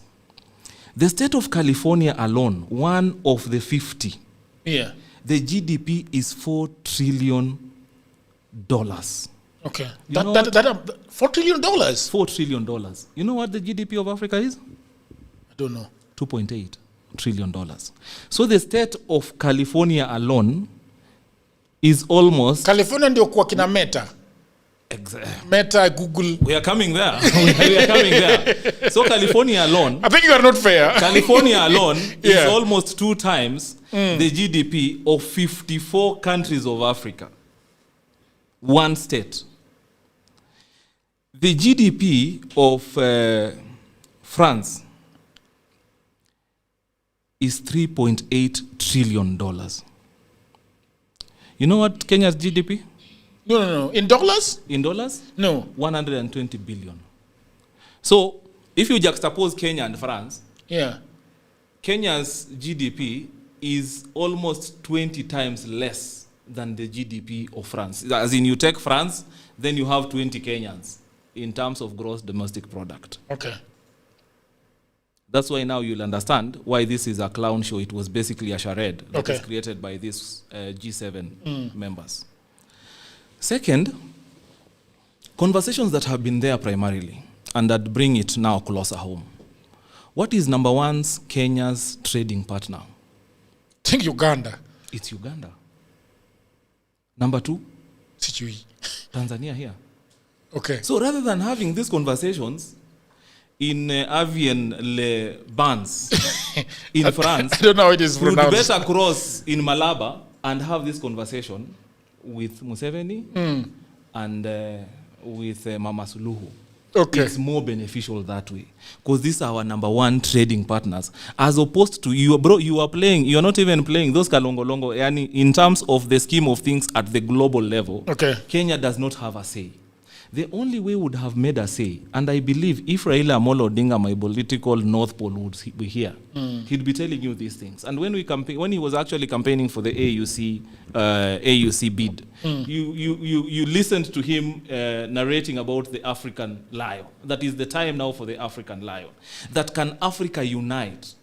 At the global stage, we can only make sense, bro, if Africa is united. We can only make sense if we have a population of 1.5 billion people with a GDP of 2.8 trillion.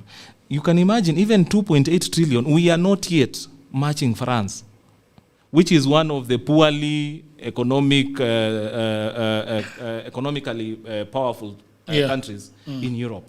And that's why, for me, if you'd ask me, this conversation, and William Ruto himself said that whenever he's invited, whenever African presidents would be invited in such occasions, it is better for the AU to go there and represent the entire Africa than a single African president to go there and do that. You remember him vividly talking about how they were treated in one of those meetings when they went to see the president of the US.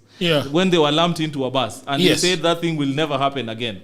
Now, because there were many, it wasn't okay. But now, because he's one and you have 10 white presidents, then he thinks he's okay? No. If you ask me, no. Third, as a Pan-African, because Youth Bridge Kenya convenes something called the Pan-African Youth Conversation, that we bring together all rising leaders across Africa to just chart a path for Africa.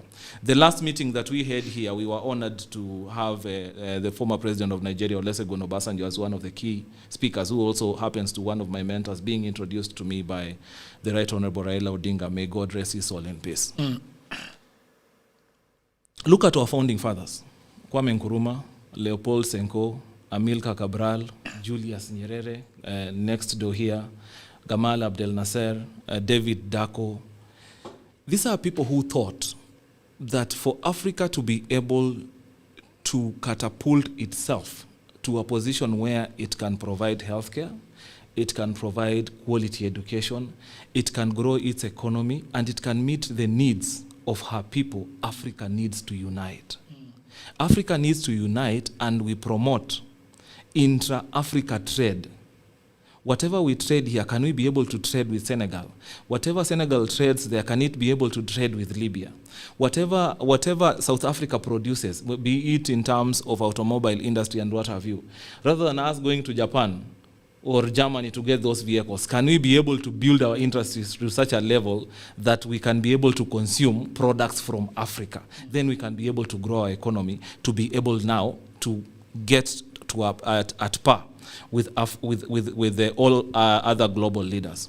Lastly, because of this myth called Singapore. Bro, Singapore, when was the last time you heard the president of Singapore? Do you even know the president of Singapore? Global trotting, that he has a budget and is spending 5 million shillings on a luxurious plane every hour when he's up there global trotting in terms of looking for markets. Then at the end of the day, when William Ruto comes here, he says that he has been able to secure 120,000 jobs for our women to go and practice slave trade on the other side. That lacks decency. Those are some of the things that we have to point him out and call him out. Nations like Singapore and China first developed by inward looking. Look at your own side. What can you be able to develop? Can you ensure that you have been able to tackle corruption? That a third of your budget is not just ending up in people's pockets, but this money has been utilized properly to the emancipation of the problems and the challenges that Kenyans continue to face every single day. These are the issues that we are pointing out and saying that you going into a jamboree and thinking that you are representing Africa, you are basically being seen as a joker, basically as a comedian. When you are there and you are addressing Trump with the budget of America, with the budget of Kenya not even equaling to one single Silicon Valley company, then you would think that you'd want to go and engage him economically. For me, I don't think that is the right thing to do. Okay. If William Ruto was a Pan-African and he actually believed in what Kwame Nkrumah was pushing for, the other day you heard him during when Macron was here, that we are no longer looking east or west, we are looking forward. That was actually what Kwame Nkrumah said. And I wish we were not doing that and we were looking forward towards building friendship and relationships with other African countries as a way of emancipating our people from the challenges that they continue to face every single day. Okay. So, Mr.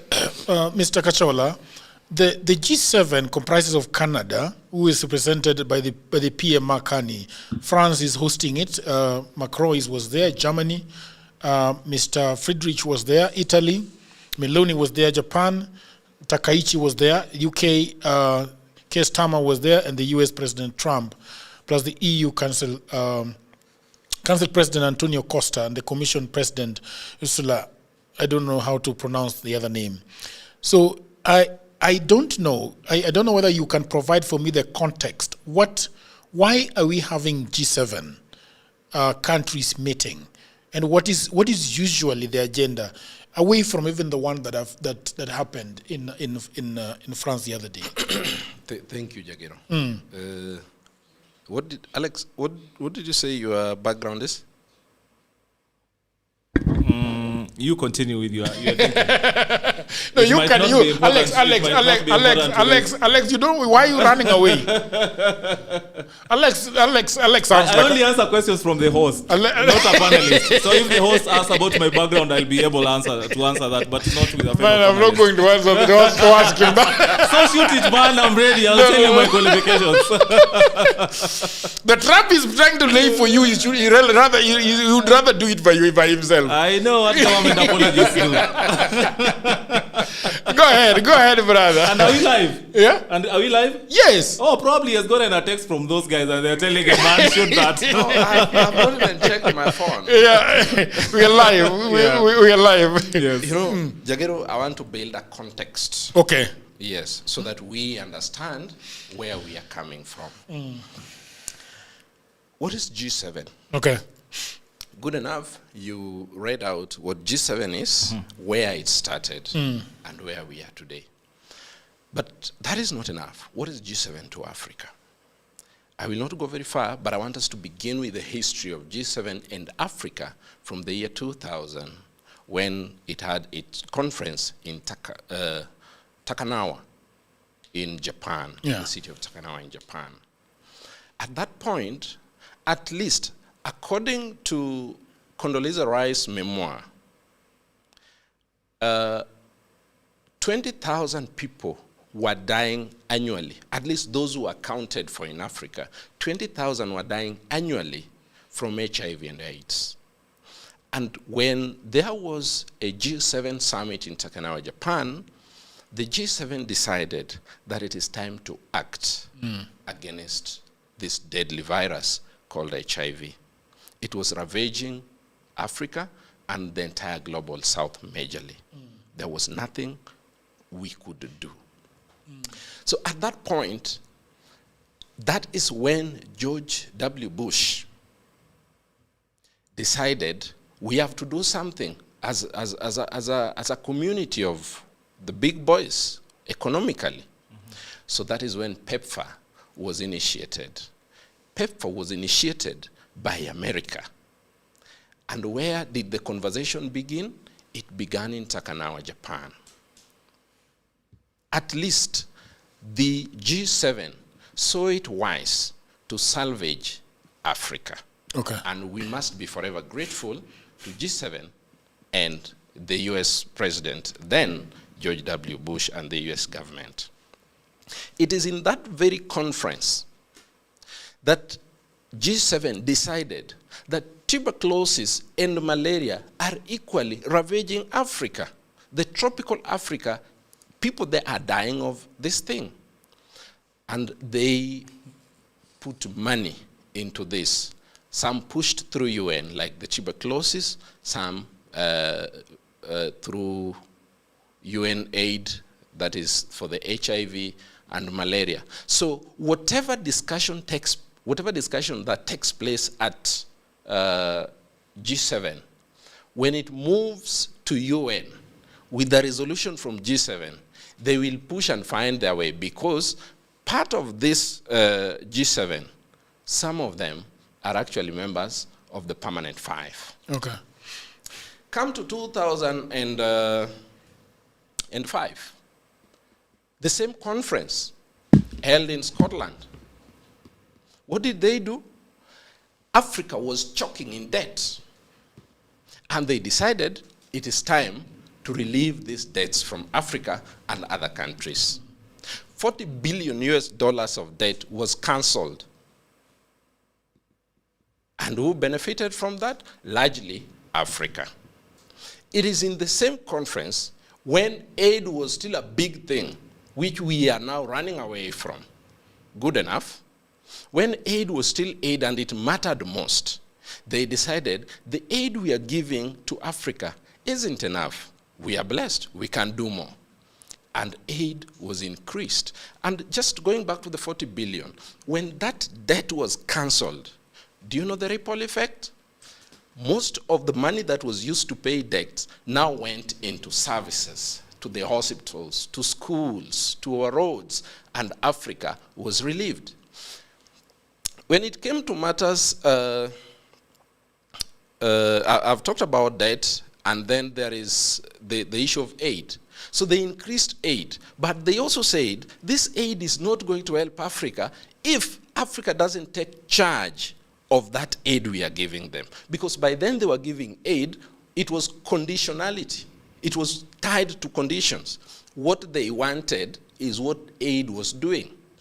And then the presidents who attended then, in 2005, told them, this aid you are giving us is not helping us, because you come, France will give you aid and they will tell you, we want to do water. Canada will give you aid and they tell you want to do water. And maybe you needed something to fight for, to do something else. So they said, can we align this aid? African heads of state then said, can we align this aid to what? To our priorities. And they said, yes, that is understandable. Please align. And that is when what we call as the 5 principles of aid effectiveness was instituted in Paris, France. Who benefited from that? It is the same Africa. So we have a history with G7.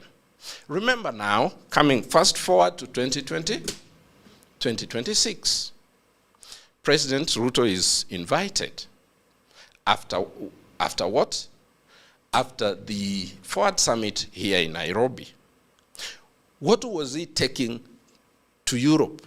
What was he taking to the G-Summit table? He was taking a resolution by heads of states from Africa towards that G-Summit. So he was not going there carrying his own document. Yes, Kenya will champion its interest as a nation, either on the sidelines or on the table. But at that point, he had a document to present to what? To G7 as far as Africa's concerns are. Therefore, it is painful to listen to my brother here term that as almost nothing.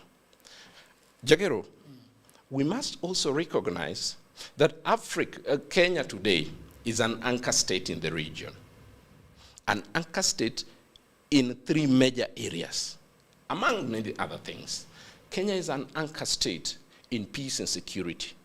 And that is why you find so many peace negotiations, peace deals, even if they happen in other countries, but the point of initiation is always Nairobi. Kenya is an anchor state economically in the region. Kenya is an economic hub of this region. I dare say the Great Lakes region and East Africa. So Kenya being an economic hub, an economic anchor state, there is everything to do with Kenya when matters Africa are being talked on the table. You cannot talk about Africa without Africa on the table. South Africa is a member of the G20. And somewhere in December this year, G20 will be meeting somewhere in Miami, United States. After this G-Summit, they will be meeting. But let us understand and know that the reason as to why South Africa could not be part and parcel of the ongoing G7 is because of the diplomatic tiff between South Africa and the United States of America. Yes. Okay. So Kenya is there rightfully. Kenya is there to champion the Kenyan agenda and the African agenda. You saw there are 3 press statements that were released yesterday, before 7. And what were they talking about? The declarations. The declarations. One was about Ebola. One was about cancer. And yeah. Another one was about financial inclusion and financial institution infrastructures, realigning them to suit the current situation. Because we all agree that by 1940s, when this the Bretton Woods institutions were being put in place, there was no single African country that was independent by then. So it was not, they were not even put in place with Africa in mind, but they were put in place to reconstruct the already destroyed Europe. Yeah. So the question I wanted to ask you is, if you look at the outcomes, leaders adopted a statement including a leaders' declaration on mutually beneficial international partnerships, a geopolitical issues statement reaffirming support for Ukraine, welcoming the reported US-Iran deal. Yes. There was the declaration on tackling migrant smuggling and on drug trafficking. And then there is the leaders' call for a coordinated response to the Ebola outbreak in the DRC and Uganda. Kenya endorsed both the partnerships declarations and the Ebola call. All right, and but then I don't see what the Kenya is actually getting away with in this issue. And then, do you think that this debt issue is our own making, or what is going on? Because it looks like when Africa is being talked about, we're just talking about debt. I wonder why.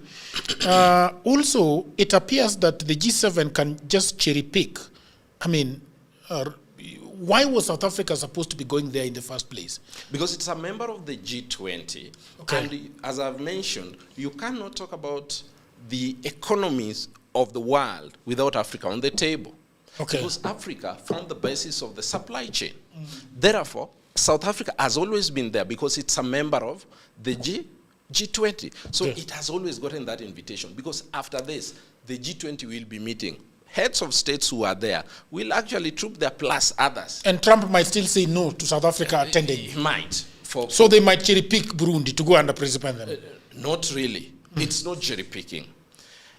In the matrix of diplomacy, how do you zero in to someone and say this person is the best fit for this purpose?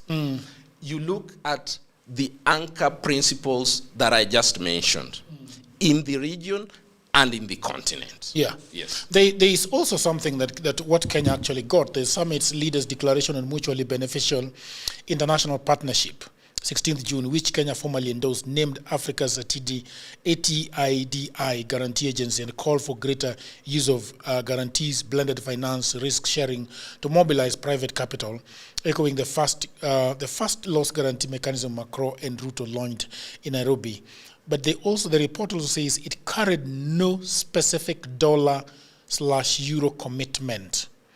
Kenya's concrete sideline outcome was an agreement Ukraine to fast-track a grain hub at the port of Mombasa. Ruto also met with Modi and the World Bank President Ajay Banga. He also lined up meetings with AI company executives, OpenAI, Anthropic, Google, Microsoft, and NVIDIA, and others to position Kenya as a digital hub, and had informal, light-hearted encounter with Trump. No formal bilateral nor announced deal. I want to ask Mr. Alex. Yes. Alex, well, he could have been a flower in the room, but yes, on the sidelines, good things were happening. You agree? Can I jibe you a bit? Yes. Can you read the statement about him having a side meeting with Trump? Just repeat it. No, just relax. Relax. Just repeat it, bro. Just come on. Just repeat it. Bro, just repeat it. Just repeat that part only. What is... Bro, it's my time. It's my time again. It's my time again. Just repeat it, bro. Just repeat it again. The source of information. Just repeat. It's international press. It's a BBC report. It's a BBC report, yes. Sure? Credible. Just repeat that, bro. Yes. Repeat it so that the time here. But do you agree? You don't agree that he met with OpenAI and Anthropic? Which one do you... I thought it was my time. No, but which one do you disagree with? Which one do you disagree with? I've made the request. Bro. You disagree with the light-hearted encounter? Let us move forward. Now, just read that part. For the viewers, read that part. The light-hearted encounter with Trump. Yes. No formal bilateral nor announced deal. With Trump only.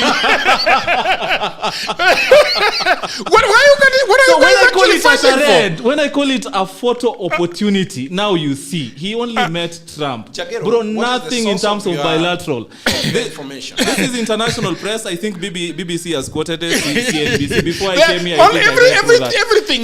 everything here is you can actually the only thing that might be the opinion of the writer is the light-hearted encounter with Trump, and no formal bilateral. There was no formal bilateral between Trump. It's my time. But I'm also reading a lot of sideline meetings, and that is my question to this gentleman. It's my time, bro. It's my time. I will be back. Okay. I think from an African angle, I tried to paint this image to you, and no one else has done justice on it than the last statement that you read. Oh my goodness. When G7 leaders meet. I withdraw that statement. This is bro, it's not your statement, man. It's an authority. It's an authority that you're reading. When G7 leaders meet, this is a club of big boys. Okay. This is a club of big boys. Yeah. I've given you the GDP of California alone. Okay. Texas alone, bro. Texas is about $3.6 billion. Yeah. Africa, we are not even at $3 trillion. 54 countries. Okay. Then you imagine, it's like I don't know which example I'll use. Okay. Probably some village urchin going to meet the 10 richest people here. Then you take photos with them and you think that there's a deal that you're going to craft out of it. Okay. Man, it's a charade. And G7 in itself is a charade. Despite all these the idea behind it might be noble, and I fully agree with you. The idea behind it might be noble. But in retrospect, look at this thing called aid. You quoted the worthy Professor Anyang' Nyong'o. You know, Anyang' Nyong'o and Raila Amolo Odinga, they were the only two other Kenyan that had met the former Prime Minister of Singapore. No one else had sat with Lee Kuan Yew, apart from Nyong'o and Raila Odinga. Okay. Bro, I'll give you an assignment. Nyong'o, I think, wrote a paper called Aid, the Curse of Africa. So when you talk about these guys sitting down and deciding on how they are going to aid us, as a Pan-African, I do not align with that.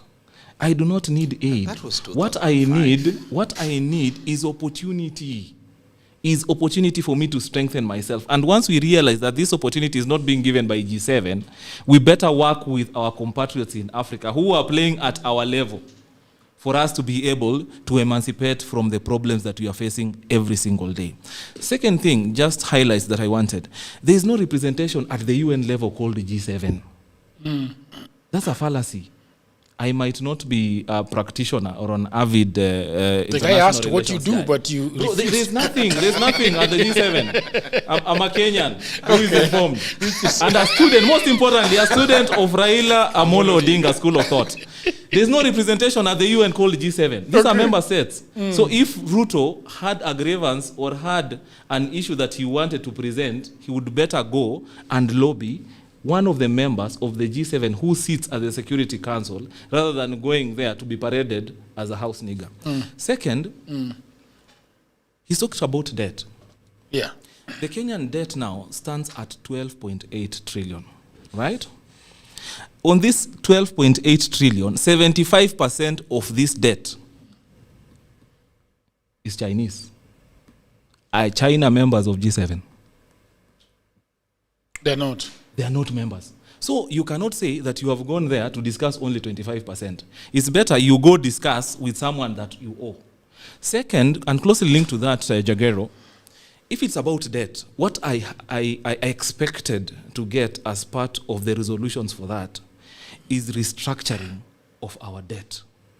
If it was about restructuring, because we have lived beyond our means, and we continue living beyond our means, including the budget that we passed the other day, and the finance bill that must have been passed today, that expects that we are going to borrow more than 1 trillion to fund the extravagant spending of government and government lethargy, which is very wrong in terms of Pan-African spirit, and I believe I'm speaking for the majority of Kenyans, that this money that is coming out of there is not going to impact and make better the lives of Kenyans. So in terms of this debt, if it was about an issue of restructuring of these debts by the debtors that we owe, then it's something that we would have been proud of.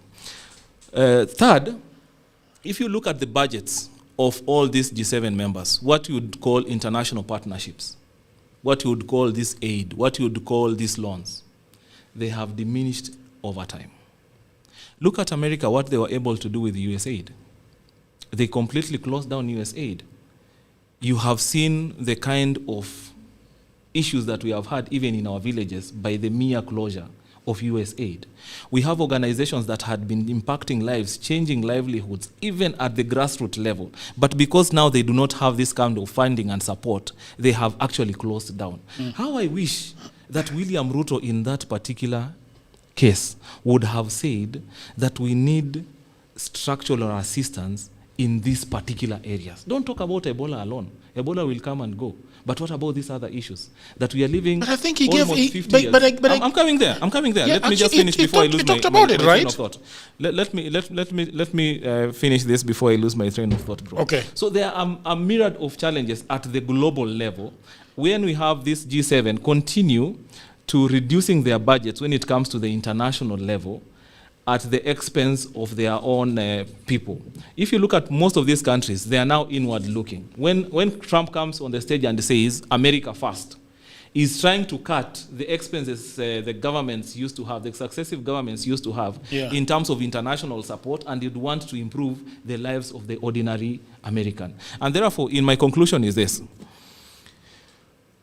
South Africa being there wasn't purely because it represented Africa, but because of the economic power that South Africa had. Yeah. Second, William Ruto is not there representing Africa. If it was about someone representing Africa, then the chairman of the AU would be the one representing Africa, but not a president. There was no communique from African Union saying that we have sent President William Ruto to represent us in G7. That said and done, as a Pan-African, Jagero, I believe that Africa solutions can only be given and driven by the Africans themselves. That we can no longer look east or west, we look forward as Africans and ensure that we have taken up the enormous resources within our borders. We have taken up the skills. We have harnessed the demographic dividend that we have as the youngest continent in the world to be able to solve the challenges that we have and have been bedeviling our people over time. And I believe that these solutions can actually happen if we as Africans open our borders, trade with each other, build each other, educate each other, empower each other so that we can be able to grow together as a United States of Africa rather than moving around with a ball going to beg at France. Mr. Alex, I think there is something that you're not telling me. Because in 2017, in Italy, Uhuru Kenyatta is invited. In Canada, 2018, Uhuru Kenyatta is invited. In Italy, 2024, Kenya is actually invited alongside the chairman of AU. In 2026, again, William Ruto is invited. I am wondering why they keep inviting this country. Please wonder aloud. Because Kenya's appeal to Washington and Paris is concrete. It leads a UN-authorized multinational security support mission. Yeah. Right? It is also there are saying that there is a lot of things that are in this country that are of importance to the West.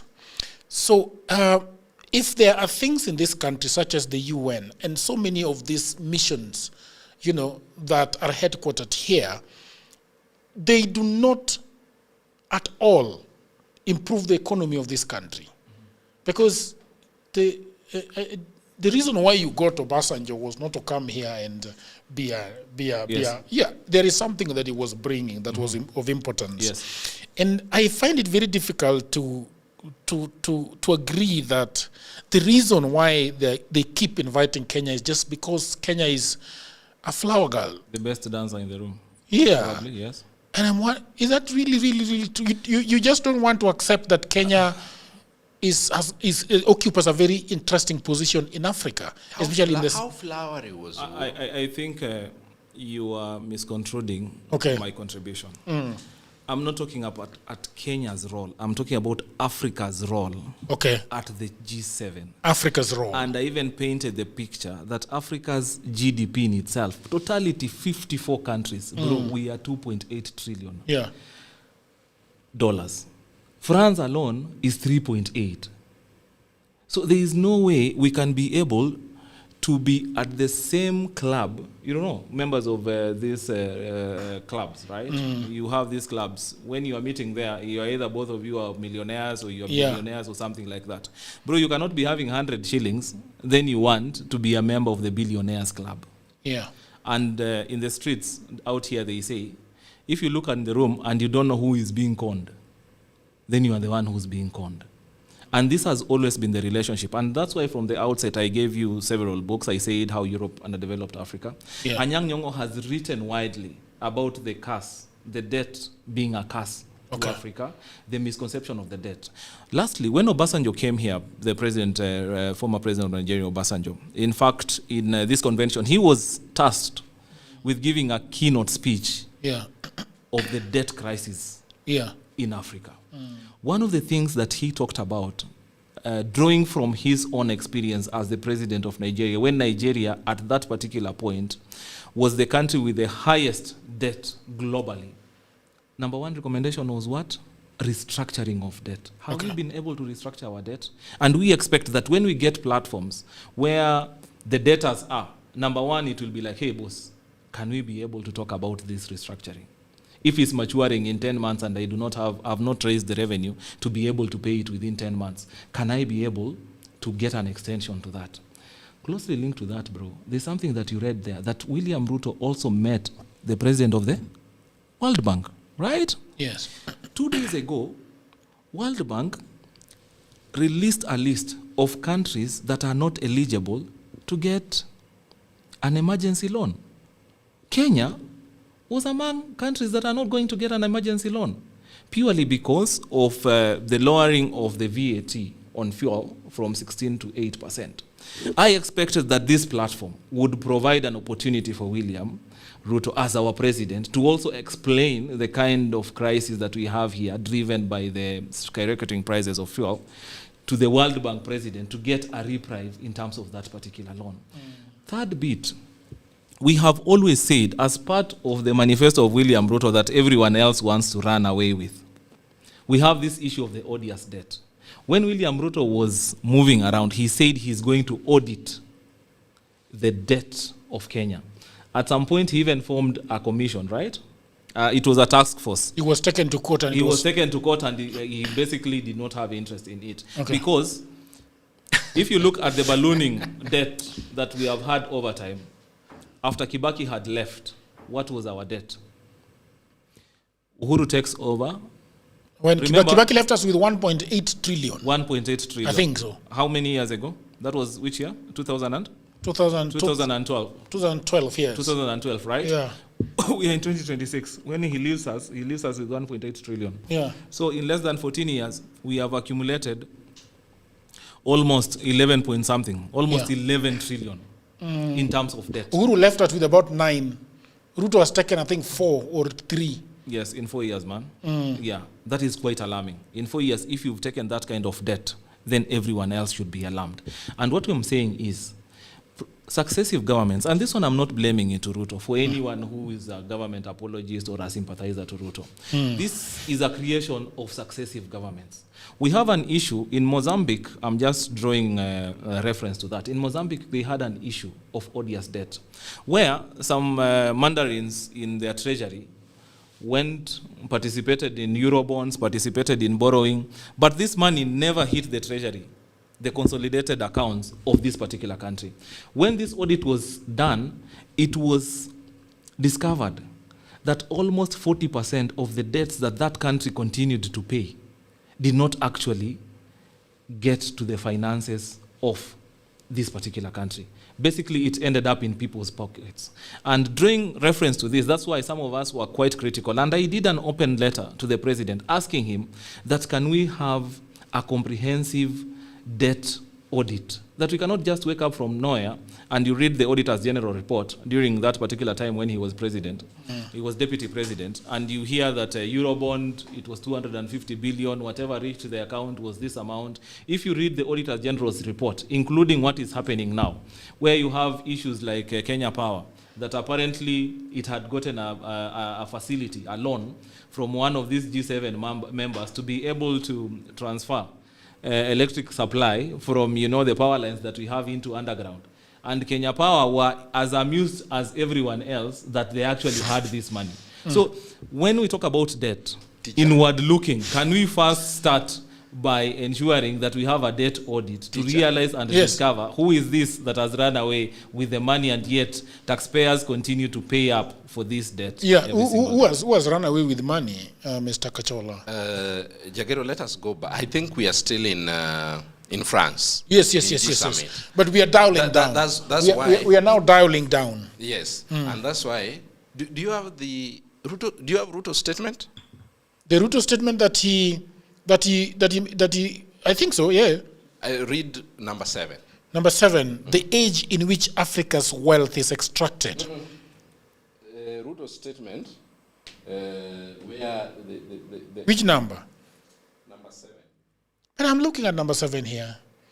No, where it begins at the top is excellencies, heads of governments, heads of states and government, ladies. I don't think I have that one. Now, number 7 reads. Excellencies. No, number 7 now. Okay. It reads, our position is simple. Work with us to create value in Africa. Let us process our minerals in Africa. Let us manufacture in Africa. Let us build industries in Africa. Let us create jobs in Africa, and let us share the value through partnerships and benefit both Africa and the global partners. Why am I reading that? I want to tie it to debt. In Africa, one of the biggest problems we've had over the years is what we call the resource-backed loans. A resource-backed loan is a loan that Jagero goes to the bank, because Jagero is the head of, Jagero is a state. He goes to another state or goes to World Bank or bilaterally and tells the other state that, look, we have oil, we have gold, we have uranium, we have cobalt, whatever we have, this mineral, please give us this amount of money. And we shall give it back in terms of our resources. Many countries, including Angola, Nigeria, Malawi, Botswana, Lesotho, many countries in Africa fell to this trap. And many have had a problem, including Ghana. Before 2020, Ghana cedis was trading at $1 at 4 cedis.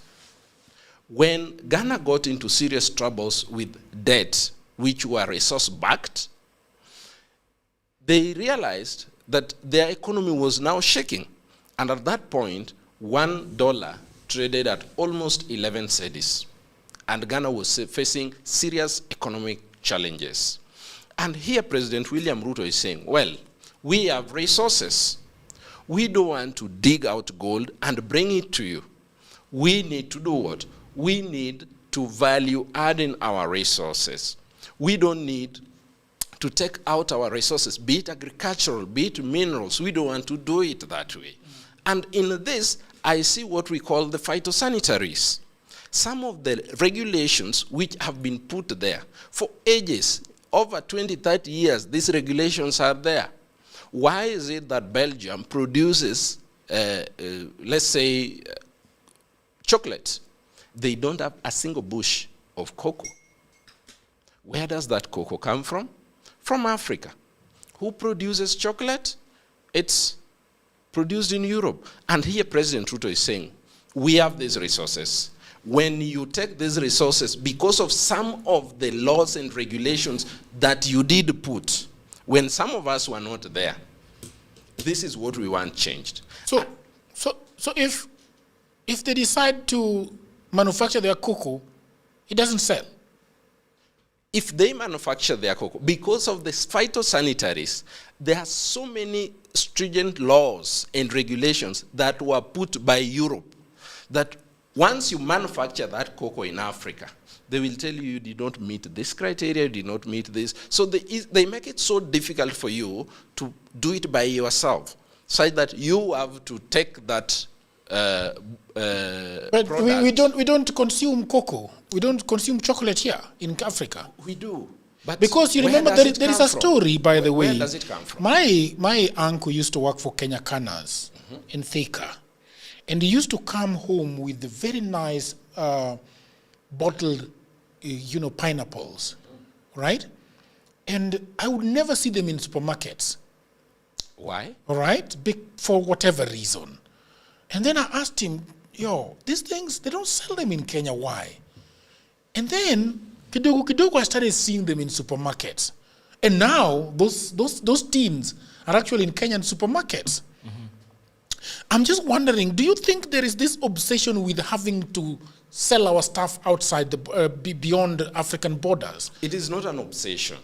It is some of because South Africa is huge. If Ghana were to send their cocoa there, their chocolates there, they would be, or South Africans would want to buy the ones in Belgium.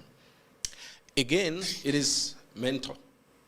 What are we accustomed to? Because I feel like when Ruto is actually telling people that, look, you need to remove these things, and we are the ones who own them, so don't take them to Belgium. Let's see how Belgium is going to make their chocolate without our whatever. And that is exactly, Jagero, what President Ruto is saying in this statement. Diplomacy is very silent. It is practiced so silently. But the results are at times very loud for those who care to know, but can be very silent for those who do not care to know. But don't you feel like the more we pester, the more they say no? When you pester, they tell you no. Actually, it's not pestering, because in the Africa, the AU AU summits, some of the agreements have been, we are going to invest here. Let us begin investing. Let us call people, the dollar guys, people, individuals who can invest in us.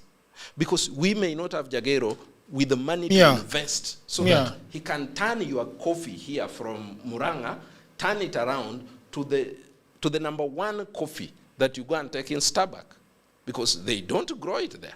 Yeah, because even just a moment, Mr. Alex, I'm wondering, because Alex is talking about something that is very interesting about being a Pan-African and Africa for Africa, and I'm just wondering, we have issues with coffee, we have issues with cocoa, we have issues with oil, we have so many issues. We saw Dangote actually fighting tooth and nail with his country when he was trying to set up a refinery. And after he actually succeeded in his country, because he was being sabotaged by the Ministry of Energy in Nigeria, okay? And having fought and won, now suddenly Ruto is asking him to come and set one in Mombasa. Was it in Mombasa or Dar es Salaam, bro? Is Ruto actually say Dar es Salaam? So yeah, call it as it is. I know the diplomacy behind it. So my problem is, and I think I agree with Alex, that we are not coming to a table as Africans and deliberating on these issues. Nigeria has a problem with oil, and he has a problem with France, because France has always cutted away crude oil to France for a long time, and nobody is talking about it. Even nuclear. So there is a gentleman who came from Botswana the other day, and I had a conversation with him at DWJ, and I was asking him this single question, that how did Botswana not strip itself into the mineral and resource curse that we see in Congo, that we see in Nigeria, that we see in these other African countries? And he tells me that immediately after independence, they sat down as a country and said, what are we doing with our diamond? Are we going to set up these parcels of land so that each and every person, my Alex is owning a mine, you are owning a mine, she's owning a mine, and then we have this blood diamond all over the place? And they decided as a country that, look, what we are going to do, we are going to stock as a country. We are going to talk to one company that can mine our diamond. This money is going to come to our fund, to our, what is it called? The fund that is together. What the fund? Consolidated fund. Then once they've brought the money into Botswana, that's when we'll give them their cut. And the money that was gotten from diamond was used to build roads, was used to build schools. The gentleman was telling me that he was educated by the diamond money from nursery to master's degree in Southampton, UK. And the law was so strict that once you finish, you have to come back home. And each and every time I'm feeling that we have all this power under our belly. Okay, right now the Chinese have taken almost a quarter of Congo, and they are making they are cutting down timber and making that timber and selling it back to China. Then once they've sold it to China, it comes back to Kenya as raw materials for building. And we are all Africans. Or finished products like. Yes, like this one. Yes. So my thinking is, can't we just shout at the top of our voices? Instead of going under the table and it's strategy. Yes, it's strategy. 60 years later, they have gotten it wrong all along. We can't continue to get it wrong. I don't know. Yes, I don't know. Probably if I should say something. Okay. Sometimes the challenge of being a government sympathizer is that you are limited to think that everything starts and ends with Ruto. Okay. We have to admit that successive governments did not deliberately handle the issues of our foreign policy. Not just Kenya, across Africa. And that's why, as a Pan-African, as a modern-day Pan-African, when you're talking about issues of Botswana, is because Sasera Sekame, when he took over power, he actually had a vision for that. That is the name of the president, right? the first president. Yes. Yeah, and then, later, about 20 years later, there's another Kame who came now, the son. Yeah. The guy was a bachelor. I think up to today he has never married. My international relations expert will probably he knows more. What did you about do Sarasa in Kame. school? That question is going to hold political science and public administration, masters in public management, another masters in public policy. Very good. Yes, that is me. That's okay. But I'm a student of life.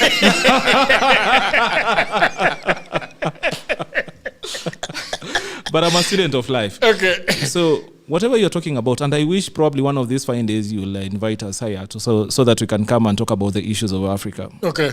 And purely about a Pan-African narrative and pseudo-Pan-Africans like William Samoei Ruto. Okay, pseudo. What you'd call a comprado bourgeoisie.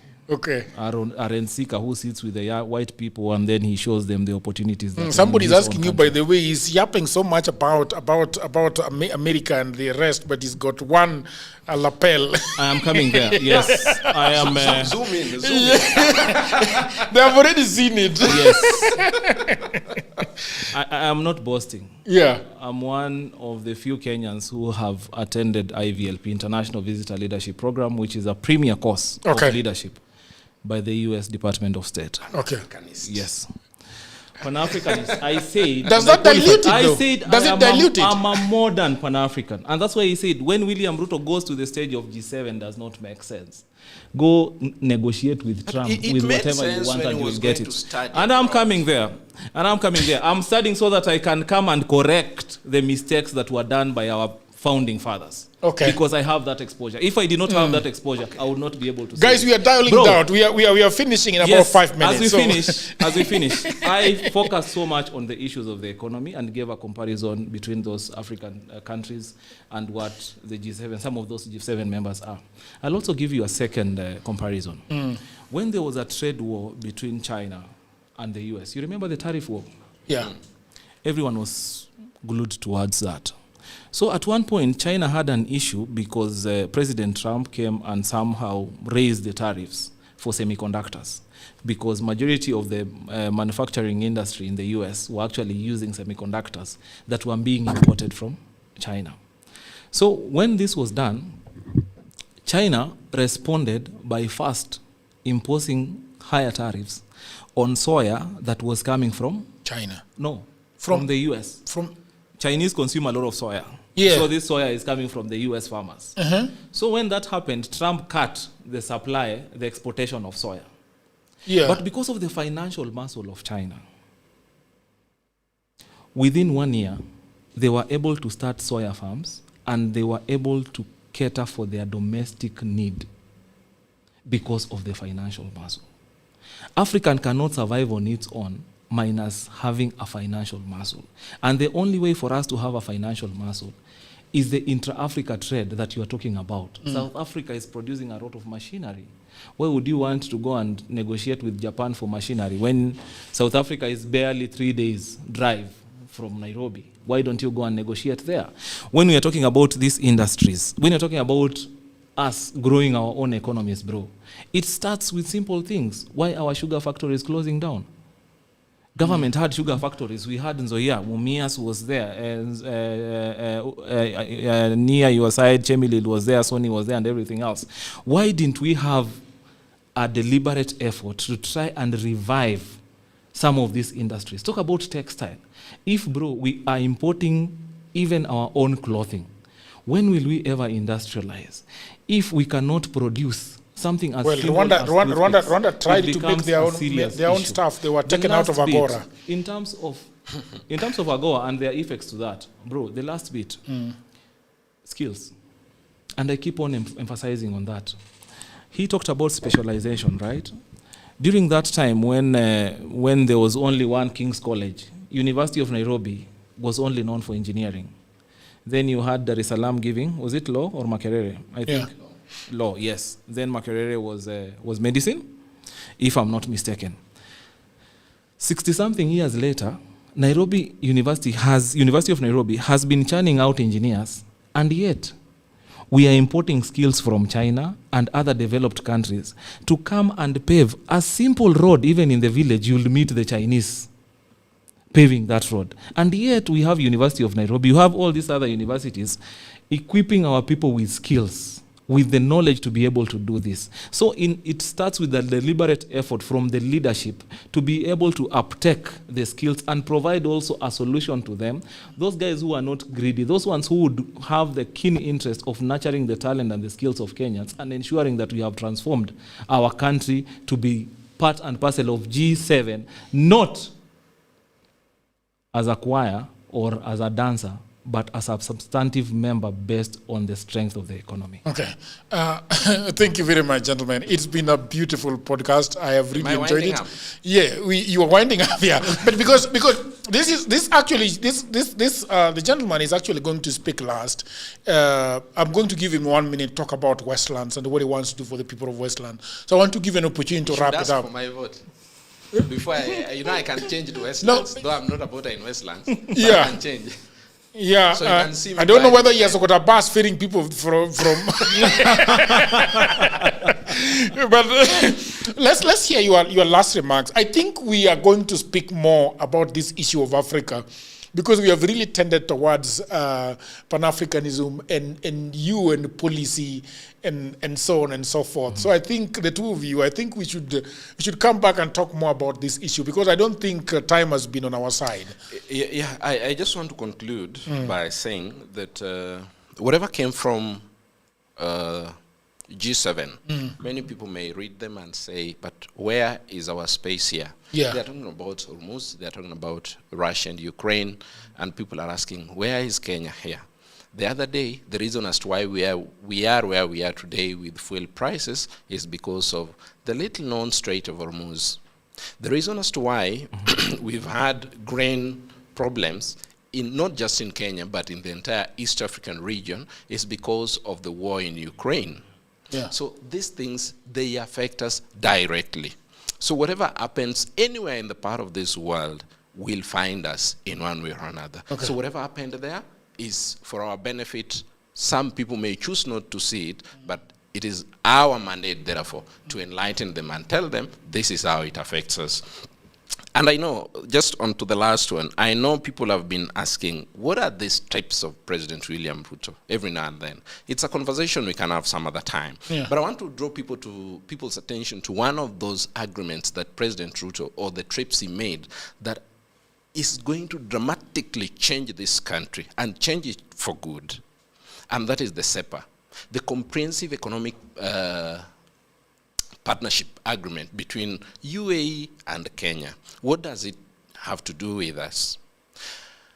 Up to now, Kenya exports roughly between 74 to 80 million US dollars of meat to UAE. In that agreement, one of the reasons why that money was there, which we consider low as a country, is because there were so many stringent measures that Kenya did not meet in terms of animal treatment, in terms of the way our meat was being handled. So that is why you saw even some vaccination happening in this country. And people were saying, oh, you know, this is bad, No. Those were some of the steps the government was putting in place to ensure that at least we export meat that meets the standard there.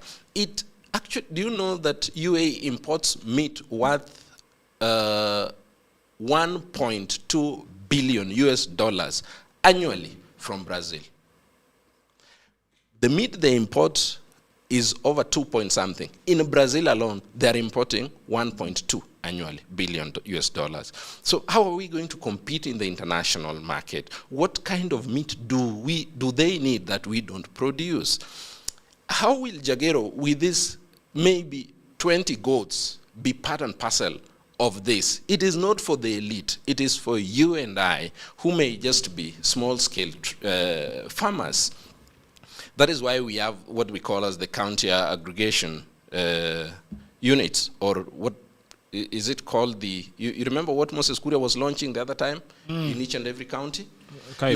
Yes? County aggregated industrial parks. Yes, the industrial parks, the county aggregated industrial parks. So when you have that county aggregated industrial park, what you do as Jagero, so long as you meet the standards, the agricultural officers examine your goats, because there they export majorly small animals, goat, sheep. So they will come and pick your goats. You will take your goat, they slaughter it, and then they export that meat, and you will be having your money, irrespective of how many goats or sheep you have. It doesn't matter whether you have 1,000 or you just have 10. So some of these things we have to deliberately dig deep into them and understand. Remember, in that very agreement, it says that after every 1 year, the respective agencies and government departments must report back to Parliament and tell Parliament this is the progress of this agreement. Yes. And therefore, it is upon us as people who elect these members of Parliament to put them to task. There was this agreement. What is the implementation progress? Jagero, thank you. Thank you very much. It's been a beautiful one. I want to give you an opportunity to talk to the people of, of Westlands and tell them whether you're going to be giving, in 2027, you're going to be taps running with milk and honey. All right. Thank you so much, Jagero. I think from the outset, let me just first clear something out. There was a question about my badge. Okay. So I indicated first that I am an alumni of the prestigious IVLP program.